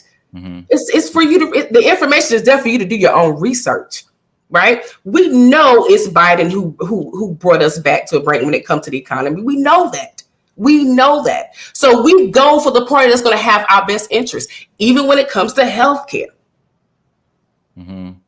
I think the challenge too that exists for Black voters. And I'm sorry, and I'm one more thing. I meant to say I ain't meant to cut you off, but I think the most important thing that we can always do is educate ourselves. When someone gives us some information, don't be afraid to research it. And I'm not saying that both parties have shit with them, but I'm going with the party that's going to keep me alive. Okay. I'm going with the party that's going to make sure when my granddaughter come in this world this month, she has her rights as a Black woman and as a woman. I'm sorry. Oh, no, you're good. And so what I was saying, the challenge that exists for us, right? So it's 40+ billion of us, and we're the only demographic that has to move as a unit, because no matter how we feel or how we move, we still live under the bubble of anti-Blackness and white supremacy. And so the challenge is trying to get so many people to move collectively and not individually has always been kind of the battle we've been in, right? Because there's people who are like, I'm down with the community down, and they'll do it for a little bit, but then when things aren't looking right, well, look, I'm actually doing all right. So, right. I've been seeing and I think right now, when it comes to, unfortunately, yes, we're kind of stuck with just 2 parties right now. I'm not trying to knock anybody that's third party, but with third party right now, there's not a third party candidate that's on the ballot in all 50 states at the moment. And even with that, if a third, other than Ross Perot, that's the last viable candidate that had any element of a shot. Ross Perot is honestly the reason we ended up with Clinton, because he took 18% of the vote, and most of those votes were taken from Bush, right? So with that point being said, I think the challenge that we're living under now is for people who might consider going to the other side. When you see what the other side, as far as Republicans, is saturated with, it's like, well, you know what? No. And it's because, again, Republicans don't need the black vote. So the leverage that we do have is with Democrats. But the challenge is, like everybody's been saying, they get a little comfortable, right? They get a little comfortable because they know they can depend on us. And so this is why people always say, well, you know, what have you done for me lately? Which goes back to what I was saying when I think the time to challenge and shake the table is right when these people announce. My biggest beef I had with the last election was there were a few celebrities that came to shake the table. I'll name names, Ice Cube for one, which I thought rightfully so. But the problem was by the time he opened his mouth, early voting had already started. So this was a conversation for 6-7 months ago. Same Diddy, I don't know what, he magically showed up and clearly he had other stuff he was dealing with. But all of a sudden, we not voting because of what they did with the people. And I'm looking at all the stuff in the people he screwed over financially. But you want to talk, okay. So I think in this moment, right now, the Republican Party has been taken over by MAGA. So even if you wanted to go to the level-headed side of that party, right now that party is an S-word show at the moment. So I don't really see a lot of leverage with them. And I think we're just in a weird bubble right now because everything that took place in July and now we have it just all happened so quickly. This was not the norm. I personally think Biden shouldn't have run for re-election to begin with. Because when he was running, he said he was going to just do the one term and then pass the baton. And I wish he would have done that because then let's say around 2022, he could have already been planning his exit and there could have been, you know, the setup for what's going to be. But hey, we got Kamala. I'm fine with Kamala. So yeah, that's where I'm at personally. Well, so when we're talking about like these parties, like I feel like there's always, I wonder how much we can expect because it always seems like, to me, there's a limit to how far we can get with either party, just because of where the majority of the representation is. Where, you know, on both sides, the majority of the representation still isn't us. We do have people, you know, on both sides, but the majority is never going to. I won't say never going to be us, but it has never been us. So I'm wondering. Actually, I want to show this clip. I want to show this clip from actually from you, Calvin, from one of your YouTube videos. It kind of explains it. And you're talking about a particular candidate, but I think it rings true for like for the in the bigger picture. Let me show you. Hold on. He's not even running for office. But Ann had to remind him right off the jump, absolutely not. You are not getting through that door. So even the way that it's said, I'm not voting for you because you're an Indian. Not even I'm not voting for you because you're Indian, but I'm not voting for you because you're an Indian. That emphasis on "an" highlights the context of delineation and separation, placing him in a space where he is not of the same space as her, right? Placing the idea of being an Indian as being an other, something being wrong with it, being in a space where you are not the norm. You're the anomaly, and because of that, you will never get to operate in these spaces that we've created in regard to maintaining a status quo because you're not supposed to be in that spot. So yes, we're happy for you, but that's where it stops. That's her way of saying that no matter how many accolades you have, no matter how successful you are, no matter how well you play the game, no matter how many anti-black talking points or white nationalist talking points you want to latch onto, no matter how high you ask to jump and you jump way above it and do something, there's going to be a limitation to the scope of how far they're going to let you get, because at the end of the day, somebody like Ann Coulter and a lot of the people who share her same viewpoints, they are never going to give you the value of their whiteness. They will never let that go because that is the status quo that they are going to maintain and hold on to because that is what makes them feel validated. She is literally telling him to his face on his own platform that he is a guest in the very space that he's trying to solidify himself in, mainly because she feels that she and the collective in which she comes from built all of this, and he is a guest. Imagine that. There's no way you're going to come on my platform disrespecting me and I'm just going to sit there and take it. And the thing is, it's not just limited to Vivek, because there are so many people who run around here thinking that because they are successful or because they fall within a certain scope of intelligence, that automatically it grants them access into all these spaces. But please understand, white America collectively will never give the keys of power to somebody who is not white, because that affects their livelihood, that affects their status quo and how they see themselves and their placement within the world stage. So absolutely not. And so unfortunately, lots of people learn this the hard way. Right? Like, one of the good clips. Okay. I know what you're about to play. Yeah, no, it's just the idea that, you know, there's a limit, there's a ceiling to how much you can realistically expect, right?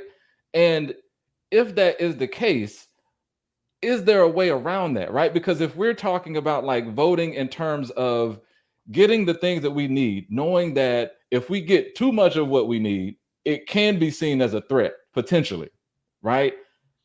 How, like, what do we do about that? Like, if that's the barrier that we have to cross, what do we do? Like, what is in our power to to get over that? Is there anything? Tim, I know you've been quiet for a minute. I'm just curious what you're thinking. Wow. So what do we do to get past not being a majority in America? Is that sort of the question? Procreate? Yo. Man, I wish I knew the answer to that. What do we do to get past that?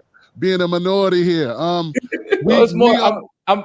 talking more about like knowing that there's a ceiling. Like, is there a way to convince or persuade any kind of change in sentiment that says, you know, raise the ceiling a little bit more so that there's some, you know, a little bit more equality in what we can get out of our vote. You know what I mean? I mean, I think the major driver will be economics, right? And us, back in the 60s, it was a boycott, right? So we were able to take the money off the table, and that affected change more than anything else. Being able to hit them in the wallet, so to speak.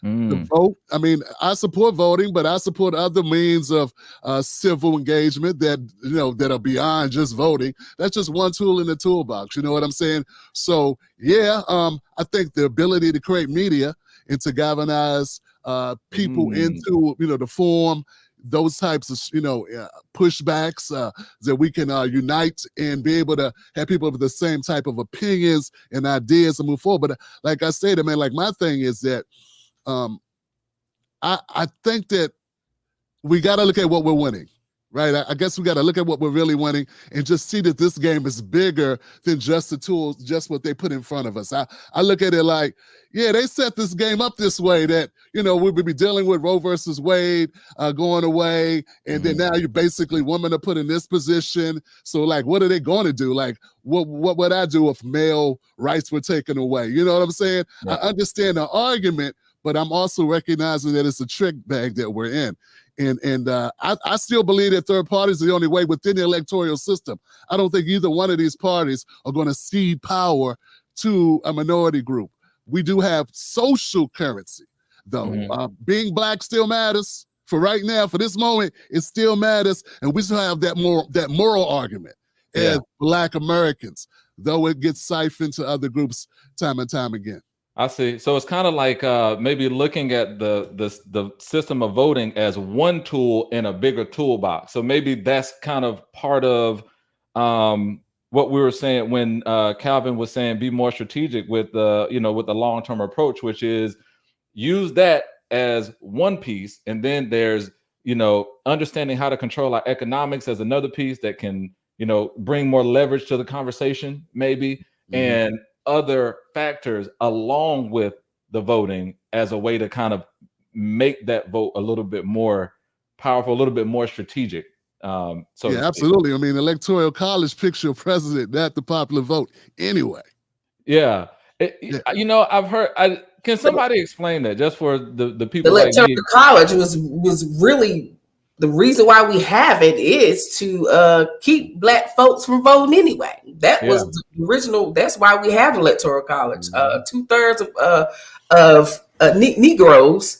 That's why we have it. We need to get rid of that. And the only way we can ever get rid of it if we continue to vote. Like my man up here said, tell me your name again. Carlton, right? Calvin, Lord have mercy. Sorry, Calvin.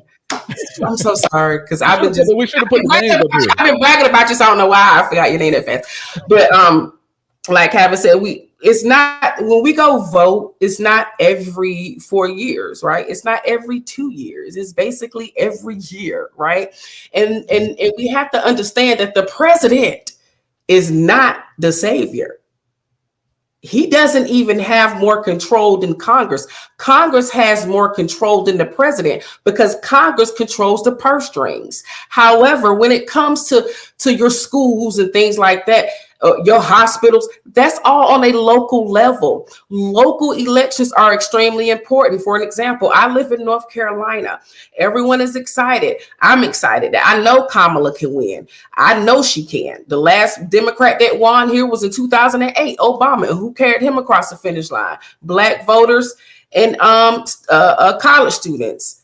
The thing is, if you do not vote on a local level, it does not matter. It doesn't matter because it's your local your local senators and representatives who make these changes. When it comes, for an example, in North Carolina, insurance hikes have been going. It's outrageous. Why? It's because of our politicians here. It's because of Republicans. When it comes to your electricity bills, why they're able to hike it, it's because of your local officials. It's not because of the president. However, when you are not informed and you don't even know how the government works, then you're easily misled. So anyone can come to you and say, oh, well, it's Biden's fault that your insurance is high or your rent is high. It makes no sense. It makes no sense when there are already states right now that are controlling rent hikes. So local elections are extremely important. So it's not voting every 4 years, not even every 2 years. It's every year. Is there a reason that, I mean, I guess maybe it's just money, but is there a reason that every 4 years that's put in our faces nonstop, but the local ones every year, I don't see that nearly as much. And maybe what is the reason that we don't know enough about the local election? I saw one comment, somebody said they need to get more educated about, the when and how and why of the local elections, but we're not exposed to that as much as we're exposed to obviously the big 4 years.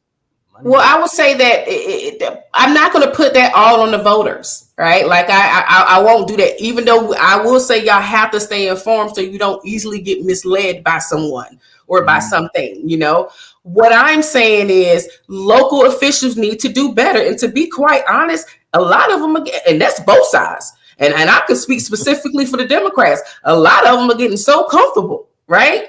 They're getting so comfortable because they think that they're not going to be primaried. And this is where local elections matter. Primary elections are important. Yes, I'm talking about Democratic primaries because a lot of our elected officials are extremely comfortable. They ain't even knocking on doors anymore because they know that they're going to get elected. I see a lot. I see, people say, contact your local congressman and, express your concern. I don't think I know a single person that has ever actually done it. One now, and now I know one person that has ever done it. I know that's right. I know two people now. Can one of you explain what that actually looks like for me to do that? Because I have a feeling, I'd imagine that I'm never gonna actually talk to the congressman that I'm told to contact. I feel like I'm never actually gonna get on the phone when people say that and talk to them and say, hey, my name is Chris. Let me talk to you for a second because I got something that I need to tell you. Explain the process of that. Well, you look it up online. Look online who is your representative. Contact their office. You can phone their office. I prefer writing. That's how me and my wife have done it. We've written and gotten a pretty quick response because they don't get that many letters, actually. They read those letters. So that correspondence really hits home. And then when you got your own channel where you can put some fire under their asses, that also gets responses. So local congressmen, I've had state senators on my channel for certain bills that we're running that we thought were very important bills. We were trying to end qualified immunity. And one of my state representatives came on here to Maryland. And we got the word out. I supported I did one, actually, Larry Hogan. We had a Maryland governor, Larry Hogan.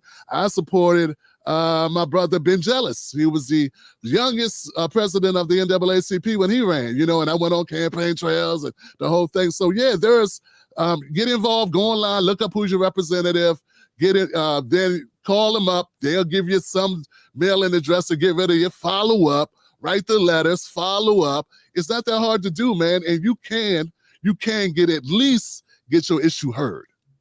And I think as well, I'm kind of getting into a space where I'm looking more like collectively as well. I think if you're really trying to shake the table, you will find 200 or 300 people who feel exactly how you feel, and you show up when they have their town hall. Like that's really shaking the table, right? And especially right now, and I think we've kind of hinted at it. The other issue is because there's money in politics. Sadly, as a collective, we don't have the kind of wealth that some of these other larger lobbyist groups can create. Lobbyists still do something, right? And the point that I'll make, and I think this goes back to what Tim was saying with third party. Right now, I personally, I'm kind of on the fence sometimes with third party, and I say that a lot of times because by the time people decide third party, it's already so far too late. And so what I think is too, when you don't have the money to do certain things, when they might not be answering those calls. This is how I always have seen third party. I've always seen third party as a tool to have leverage with one of the two larger parties. So say you're able to create a coalition of 20 million people, 30 million people who feel exactly how you feel. Now, 20, 30 million people can't win an election. However, 20, 30 million people taken away from one of either side will shake one of those two parties with them. Well, we can't lose all of them. We have to pay attention to what they're complaining about. And that's how I've always looked at the idea of third party, because until a lot of the third parties can get the kind of money that the major two parties have, they're at a disadvantage because the major two parties can kind of just shut down campaigns and buy people out. Like, I don't know if you've seen some of the nonsense that's been happening in like places like Michigan and stuff with some of the politicians that were running that were being offered, lump sum checks of millions of dollars to drop out so you can push somebody else, right? So I think the idea of like third party, if you're going to utilize it, it's the idea of right now at this moment, using the leverage you have with one of the two major parties. And if third party is ever going to work, they too are going to have a strategic 20, 30 year outlook. Because even if we did get, let's say Jill Stein ran and won, right? Or Cornell ran and won. They don't have any leverage in Congress because there's no third party representatives anywhere in Congress, right? And so they would still need people in those seats to kind of shake any kind of table or get anything done. So for the same conversation with third party, that too would have to be 20, 30 year plan. Now, on my channel, I was saying, when people bring up, and this was 2018, I was saying 2018 was the time to start thinking about 2024, 2026, if you were going to go that route. But I've just always seen people wait until now. I'm like, well, I don't like two candidates. I'm going third, and it's fine. Do what you do. I think everybody has the right to vote how they want to vote. But I think with the vote, strategy. I think the piece that's missing is nobody has strategy, because a lot of times we're reactionary and we're emotional because we're getting what we want. And like somebody in the chat was saying, voting is just one piece of it. That's just, that's getting the key to getting the house, but you still got to clean the house. You got to vacuum, you got to clean, the kids got to eat, the dog got to get walked. Like, that's all that. But it's like, I open the door. What's the problem? Like, no, I would say third party. I'm not going to play. I'm not playing around with the third party because that's taking away votes. Now, if you're talking about on the primary, you can play all you want to. In the primaries, wouldn't would a third party, and I'm asking specifically PoliticalSis, would a third party be effective to you if it was a block vote? Like if all of us put our votes behind a third party, or no, that's not what I was saying. What I was saying is like right now, I mean, look, here's the problem with the third party is you coming in when it's 6 months before it's time to vote. I see. Right? No one knows who you are. You're coming in like you're not even starting from the ground up. Like you're gonna have to start grassroots up. That's how you win. Okay. A third party right now is irrelevant because there's only two people running. There's only two people who's going to win. One person going to win out of the two. There's Trump and Kamala. That's it. Any other vote right now, you're throwing that vote away as of right now. And I'm going to be honest with you, it just is irrelevant. I'm talking about right now. I'm not saying I don't. Yeah. I'm not saying I don't agree with third parties. I'm talking about right now. And I say this because that's right. It's irrelevant. It's not going anywhere. Come on, y'all know who is only two people that's going to two people that's running right now. Right? That's going to matter. Biden, Trump and Kamala. That's it. Whether you can like it or not, I don't shake your ass. I don't care. Those are the facts. That's what we have, right? And that's what we have to deal with. Any other votes, you're either taking away from Kamala or you're taking away from Trump.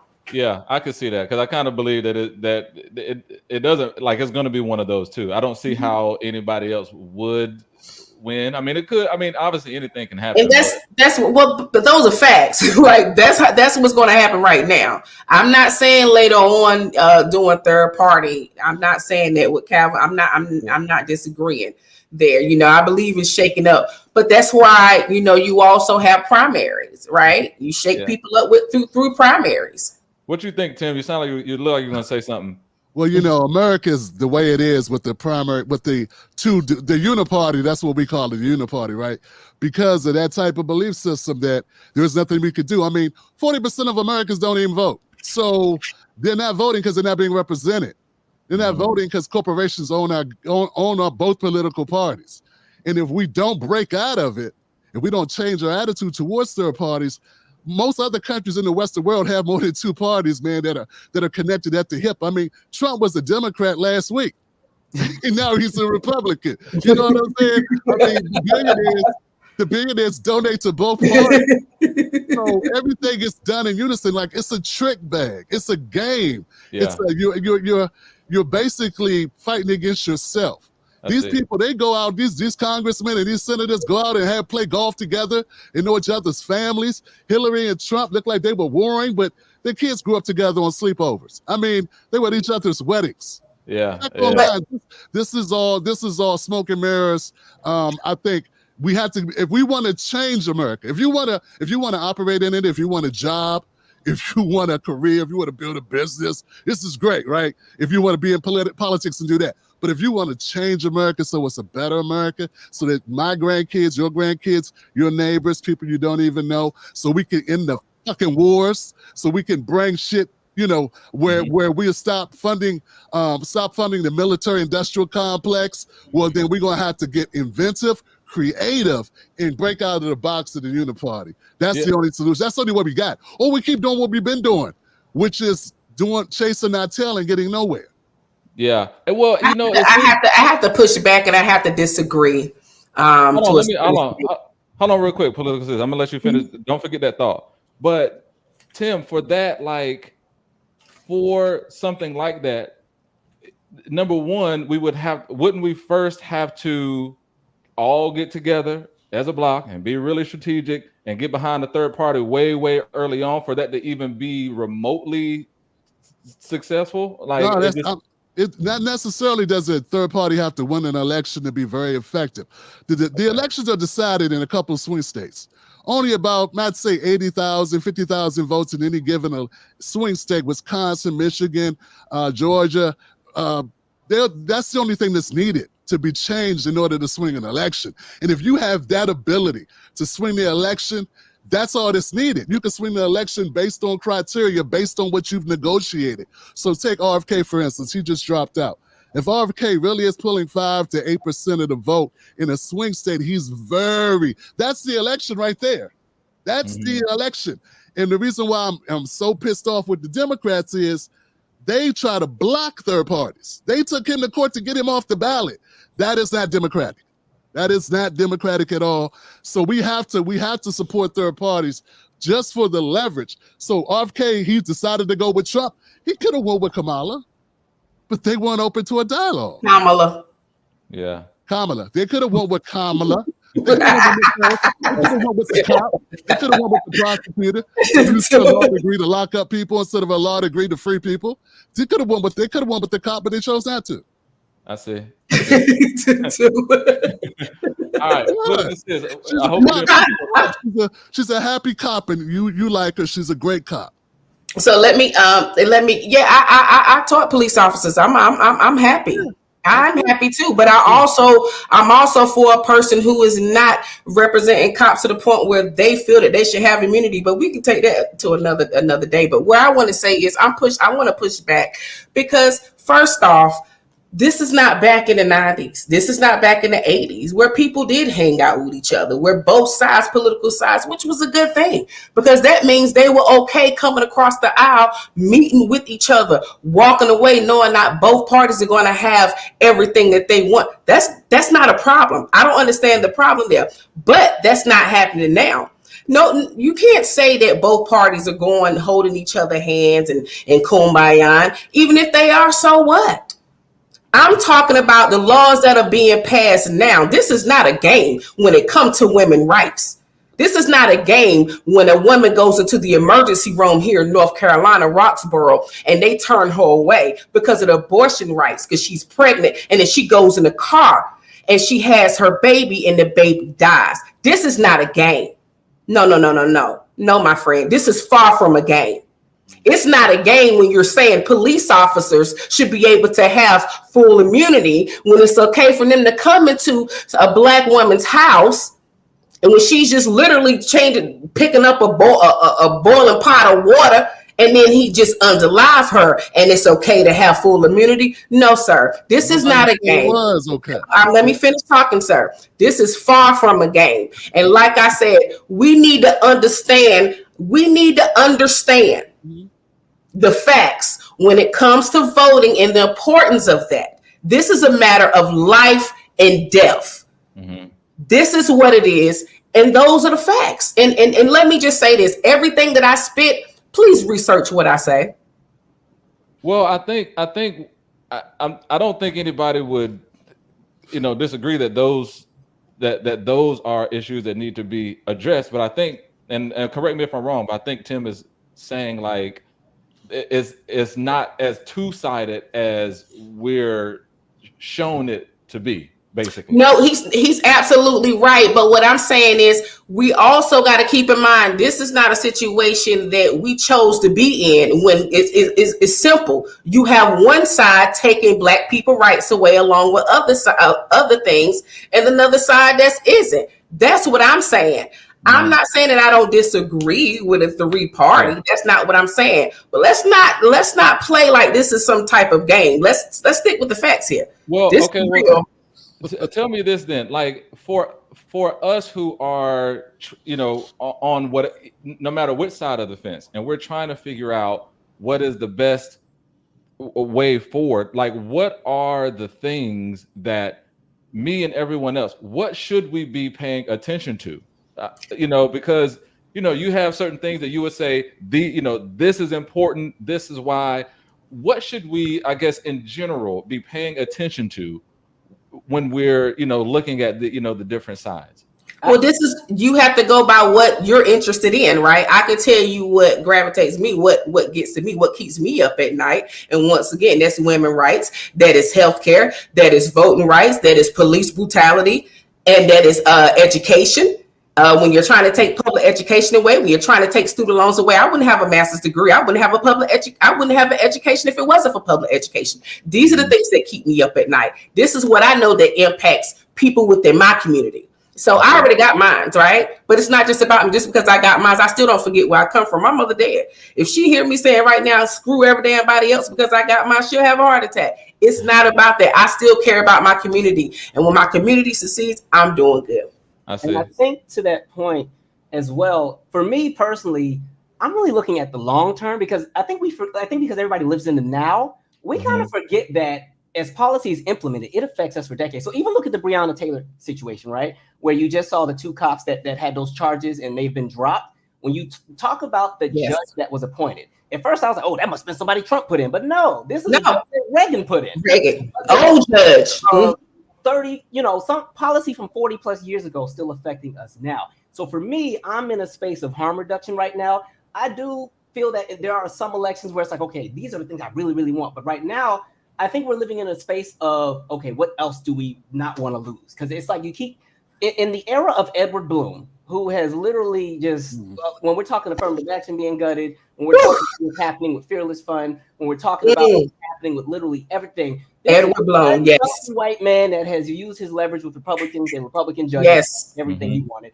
And so now you've seen the numbers at MIT with Black enrollment dropping down. And you can see it from 98 with what happened with the University of California system when they pulled race out of admissions with the schools. And you saw what happened at UC Berkeley and UCLA. So I'm also in a space of thinking long term, which is why I said for the conversation of third party, for me, it would have to be well thought out.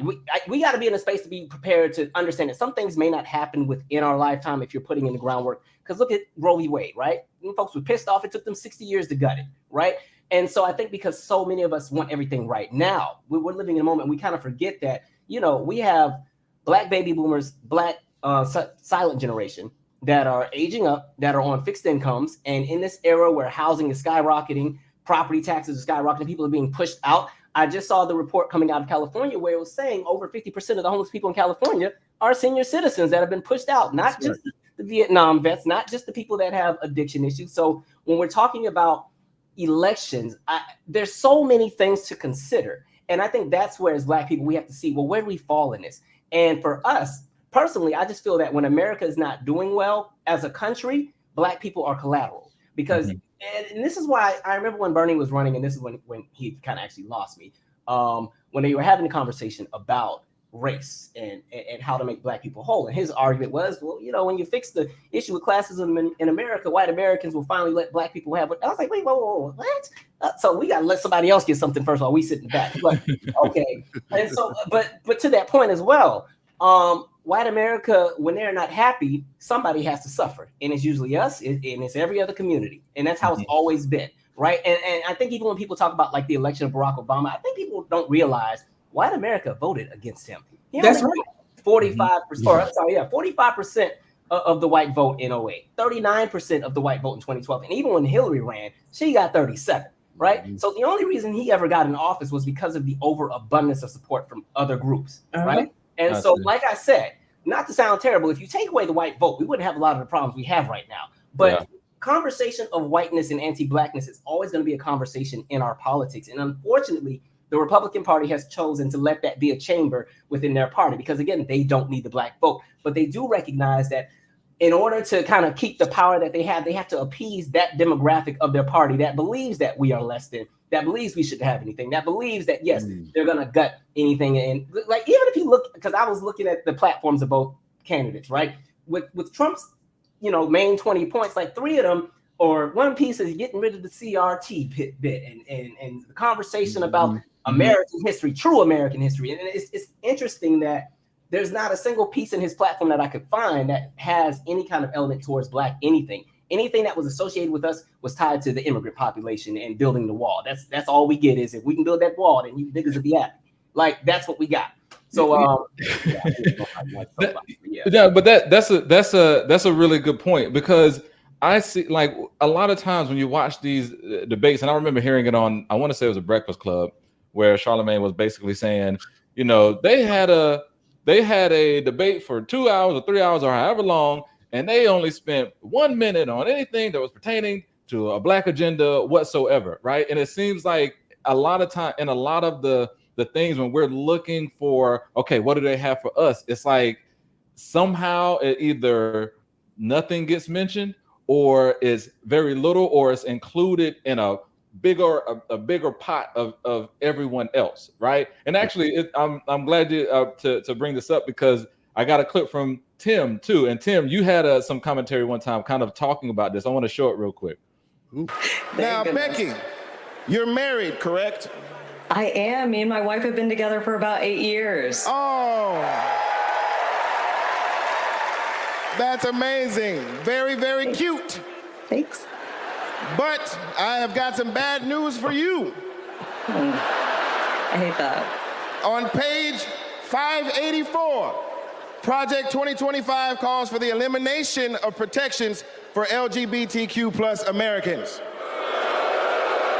Hey, man, see, this is always confusing to me, man. What are the protections for LGBTQ? Like what?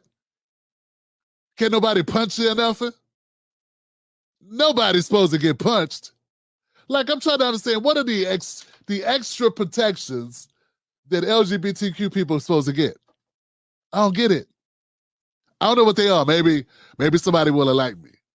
But I can tell you this, considering that Black men are endangered species in this country, considering we get incarcerated 3 times more than white folks, how about some special protections for Black guys? I'm just saying. My life expectancy is 7 to 8 years less than a white guy. I kind of think Black men are the ones that need special protection. I'm just saying, you know, just saying. But I'm serious, guys. What are the special protections that are afforded for LGBTQ people? Aren't they people? Like, what are you able to do to LGBTQ people that you aren't able to do to everybody else? The same things that kill gay people kill straight people. Bullets, poverty, stress, McDonald's. I want to know, guys. Let me know what's different. Heart disease, gout, a cheap necks. Right? Yeah. Like, Thank you you. know, Thank you. yeah, I mean, it's I see this a lot where it's like there's conversation about, you know, every other group in some form or fashion, right? And I know you're, you know, kind of, you know, being funny, but like there's some conversation, but when it comes to us specifically, I never seem to hear something that's specifically us. Like, why is that? Like, and is there anything that we could do about it where we can get somebody to say something specifically Black agenda for more than, you know, a quick comment or looping us in, but just straight us? Or maybe it happens and I don't see it. I don't know. Is there? Now, if it happened, you would see it, brother. It would be everywhere. Everyone would be talking about it. You ain't missed that if they were focused on it. And I think to Calvin's point, I think he pointed this out, that part of the Republican playbook or conservative playbook is to deny us everything, right? So the way that they galvanize their voters is still around racializing everything and still using their welfare queen type stereotypes and saying, you know, anti-wokeness. Like they're running on Black right now. They're running against it, right? So when they say anti-CRT, anti-woke, that's anti-niggas. And that's Negroes. Mm-hmm. And that's sort of like what fuels the Republican Party to a large extent. So, and we pointed out the Edward Bloom situation with trying to get away from the set-asides. But my thing is this: a president may not be able to do everything you want them to do, but the bully pulpit is an amazing thing. The president has the ability to make a press conference immediately and galvanize people and put pressure on adversaries. That was one of my main complaints with Joe Biden. Joe Biden, if you ain't using the pen like Trump used it to write a bunch of shit, you need to be using that bully pulpit to say what we need to be said to the masses in order to move public opinion. And that, my friends, is how you get change done in America. If you threaten the corporations, if you threaten to pull your support from those corporations, when Trump started talking shit about the NFL, things change. People start moving because now that's money. So you got to hit them in the pocket. You got to be prepared to be creative in your advocacy. My issue with the Democrats and with the Republicans, mostly with the Democrats on this, is that, of course, Trump's rhetoric is garbage. But at the end of the day, I feel that the Democrats are doing just barely enough to say they did a little bit more. They could always do more than what they do. They never do as much as they could do. They never go as far as they could go. They do just enough to keep you there. And I say we gotta break out of that, because as you pointed out, our women are dying. Black women are dying. The mortality rate is 3 times that of a white woman. That hasn't changed under a Democrat. We've had a Democrat in office for 12 of the last 16 years. And look where we are. Trump is only president for one term. You know what I'm saying? He's in and out. And we're back. So we are where we are economically. Black people are still where they are. How is that changing? I know we're going to say HBCUs, fam, but only about 26% of Black Americans graduate from HBCUs. There's a lot more of working class Blacks who that never affects advocating money to the HBCUs. So we need change for working class Black folks. That's who I advocate for. It may sound like it's Trump, but it's not Trump. I'm pushing the Democrats because I feel the only way you're going to get them to do anything for us is if we push them. That's my job, to push them, to push for policies that hit us at home, that help us economically. Don't talk to me about cops. Talk to me about money. If I got money, I can move to a better neighborhood. Don't talk to me about you want to give out school vouchers. Nah, we need to talk about economics of small businesses. We need to talk about economics of everyday working people. Black people need to be able to vote. I'm going to say this and land my plane. We need to be able to vote just like white people do. We need to be able to vote with our wallets and for our wallets. So it sounds like organize the money as well. I guess when we're talking strategic, I know I'm oversimplifying, but organize the vote, as well as organize the money, as well as harder push to get the things changed with the money and the organization behind it. The opportunity zones that Trump had passed, that helped corporations. We need opportunity zones for working people. That's what we need. We don't need corporations to be able to come in and get and be able to hire a call center in India and then get a big discount on their taxes, right? That's what the opportunity zones that Trump implemented, that's what helped. We need opportunity zones that actually help the local communities, that help the Black communities in those communities, that those workers, that those people actually benefit from. So that's just part of it. But yeah, economics with economic policy that will impact us at home. I see. I got it. I got you. wanted to jump in. I want to. Go ahead, Calvin. Let Calvin go first, and then PoliticalSis. Go ahead, Calvin. You go first. Oh, okay. So I will say, so I'm gonna go way back to the clip real quick. I do think we also have to consider that there are Black members of the LGBTQ plus community, and I will say 3 of the things that they have lost. So in the conversation of marriage, for them, that's something that's on the chopping block. That's important because when we're talking about even hospital visitation rights, that's something that plays a role, or the conversation of what happens when somebody's partner dies in regard to what can be left. And then the other conversation about adoption and a few other things. So I will say, I don't want us to get in the habit of vilifying other groups in order for us to get a piece of something, because I think you also have to consider that there is a demographic of Black people that are in that part.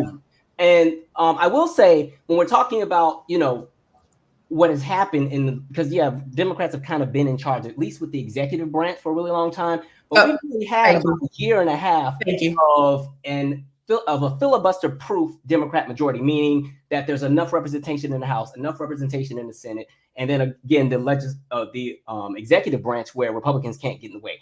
And the only time that we had that in the last 20, 30 years was that first year and a half of Barack Obama's term. That's how we ended up with the Affordable Care Act. Now, unfortunately, because he was really pressed about reaching across the aisle, he could have just done it with the Democrats and got it through, but he said, well, let me reach across the aisle. And so Republicans said, okay, sure, yeah, let's have this bipartisan coalition. And then the Republicans had 200 different amendments that they added to the Affordable Care Act. Get rid of this, get rid of that, get rid of this, get rid of that. Then when it was time to vote, not a single one of them voted for it, and they all voted against it. So we ended up being a shell of what could, right? And so in that, the other issue that I have is right now, I hear everything you're saying about they could be doing a lot more, but I don't see Republicans even making an effort at all. Now, I will say in the conversation of policy specifically for Black anything, if we go back to 1999 with Black farmers, right? They sued the federal government, but they lost. And they sued because and what they sued for made sense, right? This is the conversation about heirs land, Black farmers not being eligible for USDA benefits and all this stuff. Long story short, what made all the white farmers super, super rich, right? So they sue in 1999, but they were not in a capacity where they messed up was they said we were discriminated against because we were Black.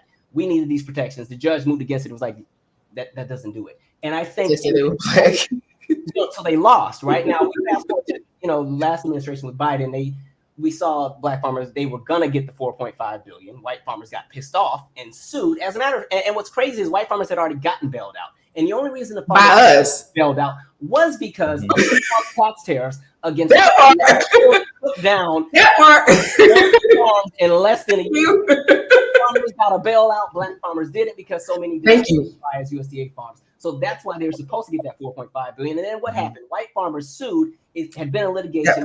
They get in $2.2 billion, but that's half of what was supposed to be there. Right. But the point that I want to make is, in order for there to be more policy centered around Black anything, we have to be more strategic about the language in the policy that we're pushing. Unfortunately, at this point. So even in the conversation of reparations, it can't just be because we were Black and that was it. Because they're going to say whatever. And then before you know it, if reparations ever did become a thing, it's going to be a lot of white people signing up talking about my cousin on my fifth. Right. So even with the conversation of affirmative action, I think the only way you can successfully at this point, because of how the courts have ruled, bring that back into a space where it benefits Black people again is the language would have to be written. Are you a part of a collective that was affected financially or affected generationally through something like U.S. chattel slavery, sharecropping, convict leasing, Black codes?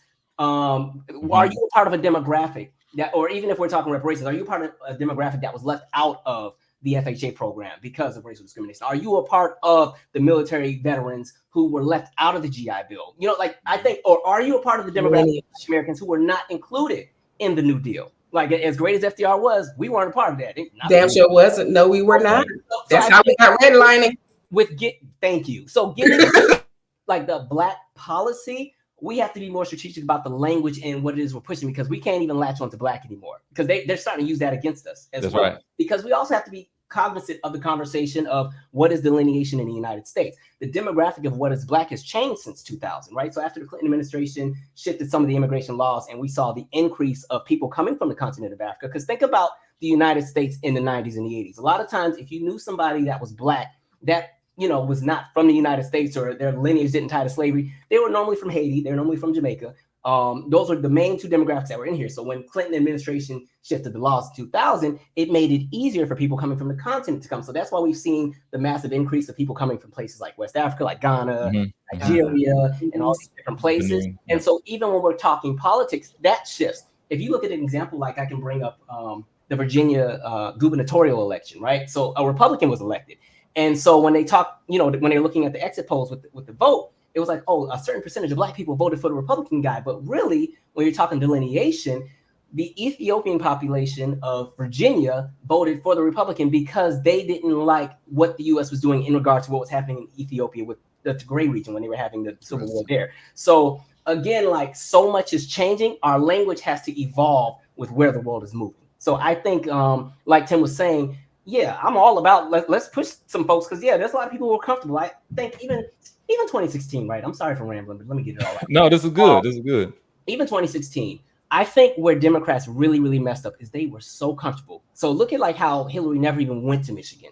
And there was already damage control in Michigan that needed to be taken care of because of what happened with Flint. And as much as I love the symbolism behind Barack Obama, a lot of Black people and a lot of people were not happy with that day where he did the press conference and took the sip of the water and kept it moving and nothing got taken care of. Nope. And then by the time Hillary gets to, her things, I think even the approach of politics has changed. Because think back to when she went to the Black church and I don't feel no ways tied. I'm like, right? And then there's that other rally, and this is right as all the Mike Brown stuff is going down, Black Lives Matter, this police brutality, right? And then you see that other event where they start heckling Hillary and Bill. And what does Bill do? Bill goes up there and, because he's trying to contain the crowd because y'all talking too much. Shut up and be happy I'm here, right? And so you guys want to also know where Black Lives Matter? Africa. I was like, okay, that's the card you want to pull now, right? Making it so we're so crazy, yes. We're wanting to stand up. So much has changed, but going back, so even when you're talking Michigan, they lost by 11,000 votes, right? Now, there was that third party candidate who actually had more than 11,000 votes, Jill Stein, right? Mm-hmm. So it goes back to, again, the comfortability. Who supports Putin? And all of those swing states that Hillary lost, and pretty much, actually, I think I because I always like some numbers. In all of those swing states that she lost, most of them were by less than 2% margin. Well, North Carolina, there's definitely 2% because every president since then candidate has been less than 2%. Yeah, Pennsylvania 1.2%, Florida 1.3%, Michigan 0.3%, Wisconsin 1%. Had they actually pushed and tried and listened to people, but they kind of had it locked in because Michigan had just. That's right. They look at Michigan the same way they look at the West Coast. You already know Oregon, California will always be blue, at least for a while. So I just think there's evolution that has to take place with the language and what it is we're pushing. I see. Yeah. So I want to do this because I want to wrap up the session, but I want to go around and ask each of you the two things everybody that's watching gets off of this call to do to make a greater impact out, like other than just voting, or unless you think that's it. What are two things that we could each one of you say we need to do getting off this call to make a bigger impact come the voting season for us? Maybe PoliticalSis, you start. My mind is all gone. I'm so sorry. I was still focused on my question. You told me to hold on to it. Okay. My bad. My bad. I was still focused on that, but can you just give me 1 minute? Give you a second. Yeah. 30 seconds.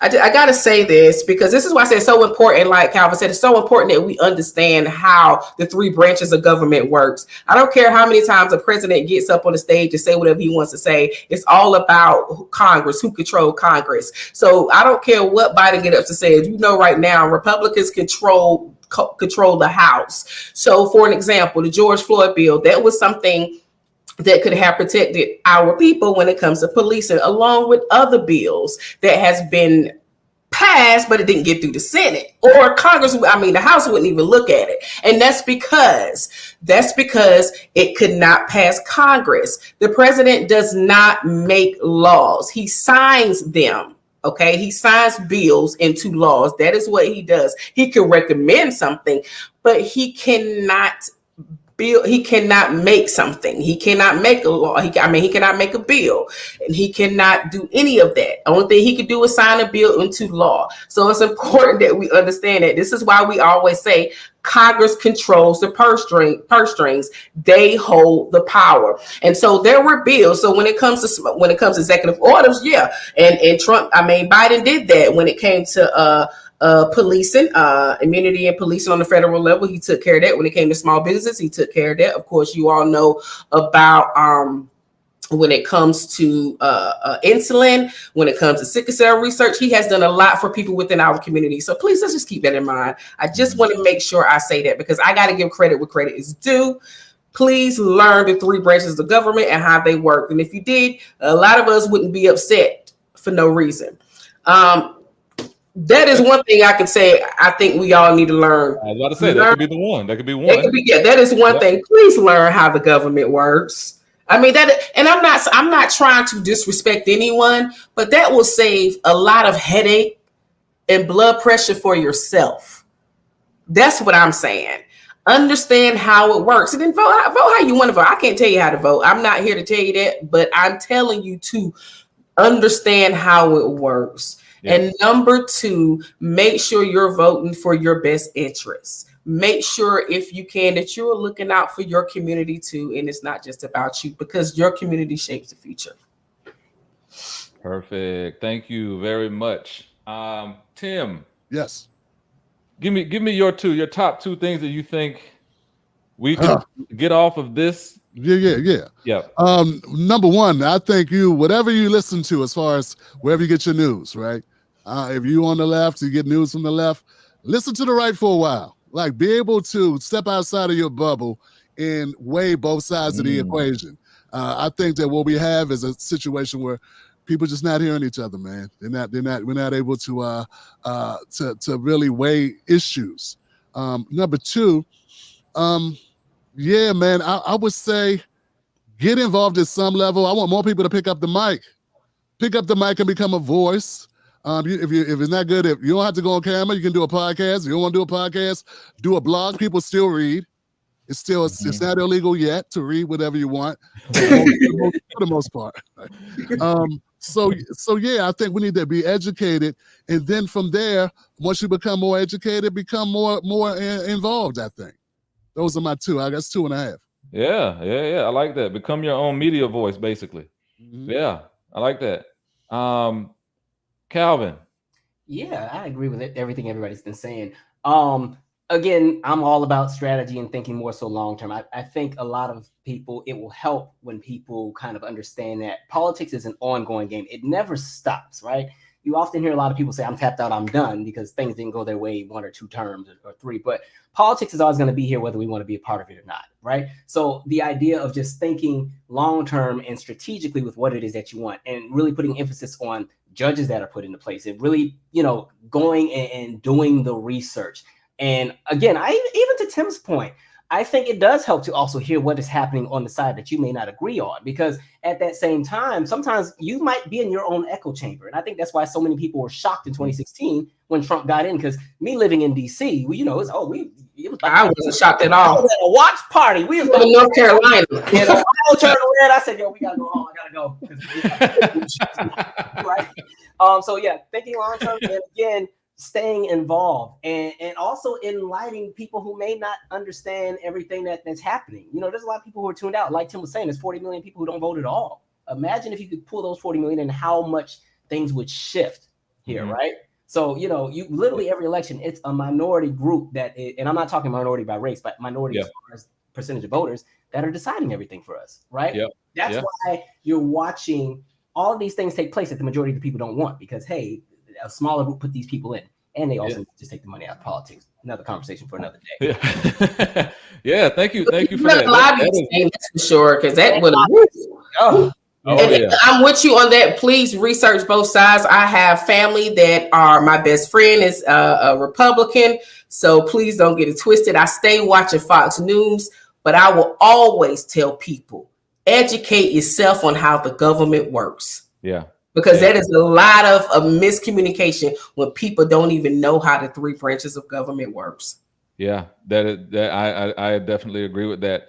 I think I'm going to try to, I took a bunch of notes while everybody was talking. I was trying to get what everybody was saying. Now I'm going to, again, oversimplify, but I'm trying to clump it into like maybe 3 or 4 major points here from what everybody said. This is what we walk away with.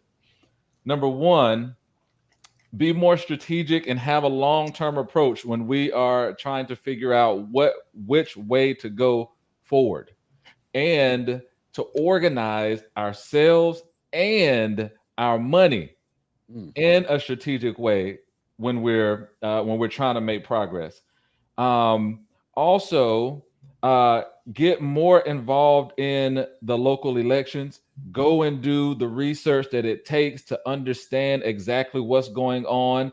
And that also means listening to the opposite side. Even if you've already made a decision on who you're going to vote for, step outside of your bubble and go listen to the other side so that you can get a complete view, a complete understanding.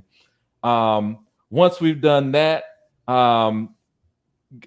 get more into the media, put out your own blog or your own podcast, but make sure that your voice about what you're thinking and how you're feeling is more heard. Make sure you understand how the government works, because that can solve a lot of problems. I have checked the Thurgood Marshall Institute.org, voter.org. I'm sure there are probably a few others out there. I'd assume that can help out. Yeah, that's what we're going with.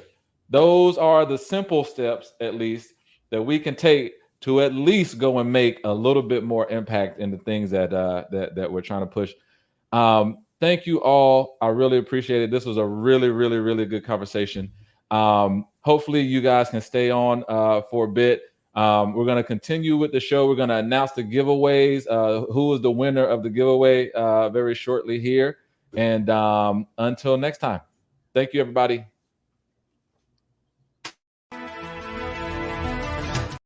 Nope, wrong one.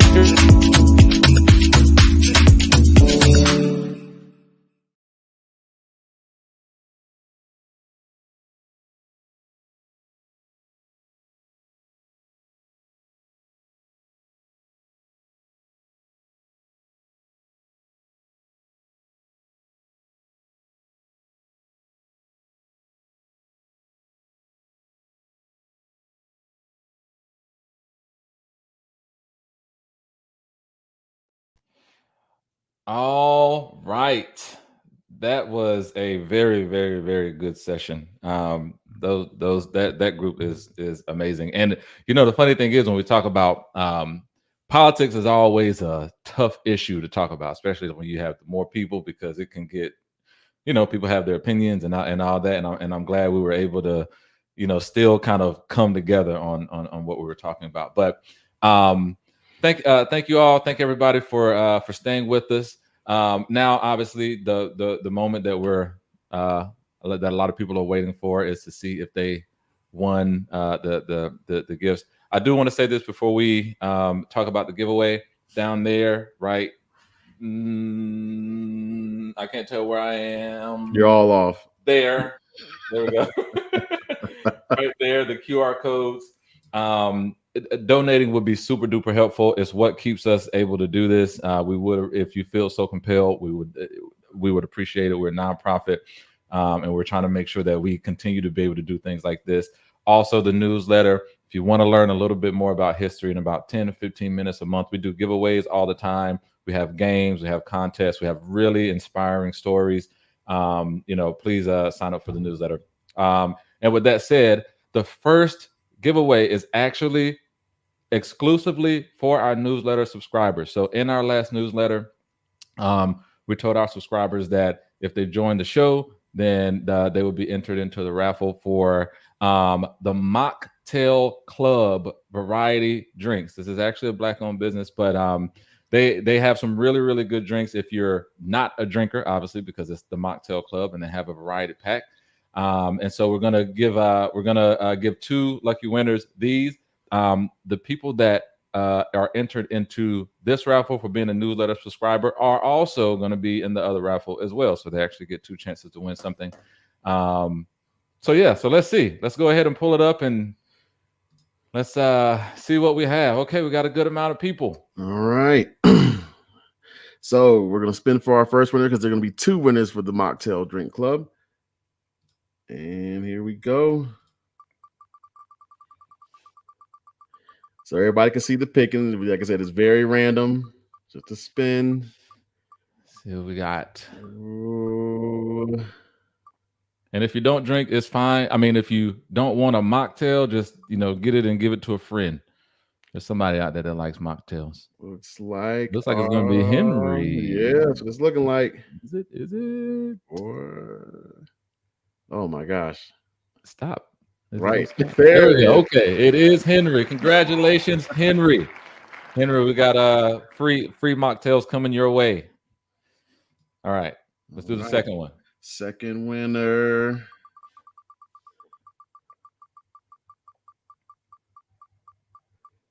Mocktail. What could you do with mocktails? I don't know. Well, you can feel good about not getting drunk. You can drink as many as you want to, and there you go. Especially when you're doing politics. Don't drink when you're doing politics. Man, don't drink in politics. Mocktails in politics. It's looking like Mathleen, Cynthia, maybe. Yes. Yes. Okay. Cynthia, Mathleen, you are also going to get some coming your way. We're going to follow up with both of you after the show here. Okay. All right. So with that being said, we're going to move to the piece that everybody's been waiting for. The $300 airline gift card giveaway. Going to set up the screen. And once again, thank you all for signing up and playing for that. Pull this up really quickly. All right. So these are all the names or email addresses of everyone that signed up tonight. So without further ado, let's spin the wheel. I'm trying to figure out where I would go. Chris, where would you go?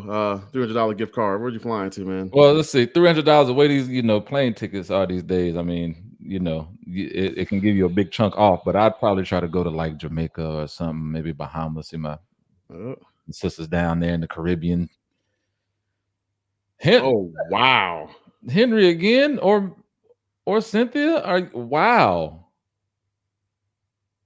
The odds, a double winner, Mathleen. Congratulations! Wow, Cynthia. Okay, you racked up today. Oh wow, yeah! Okay. Congratulations, double winner. That's amazing. Very happy for you. Once again, we'll be reaching out to you directly after the show to set everything up. So keep a lookout for our email. And once again, you got to let us know where you go. That's amazing. And once again, thank you for everybody that played.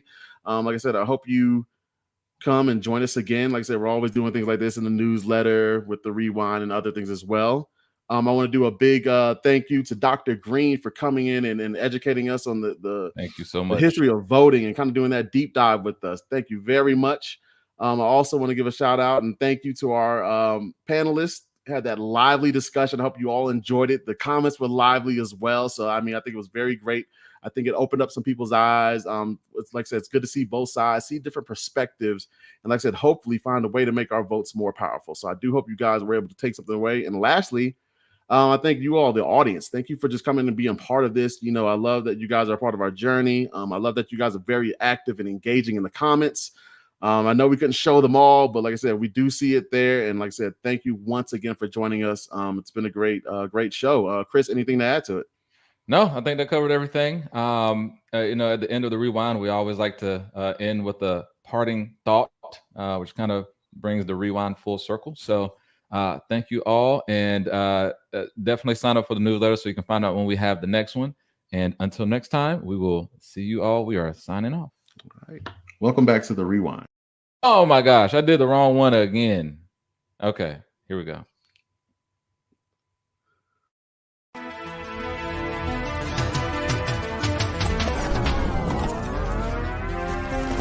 Could you tell us a little bit about the message that you try and instill in the youth of today?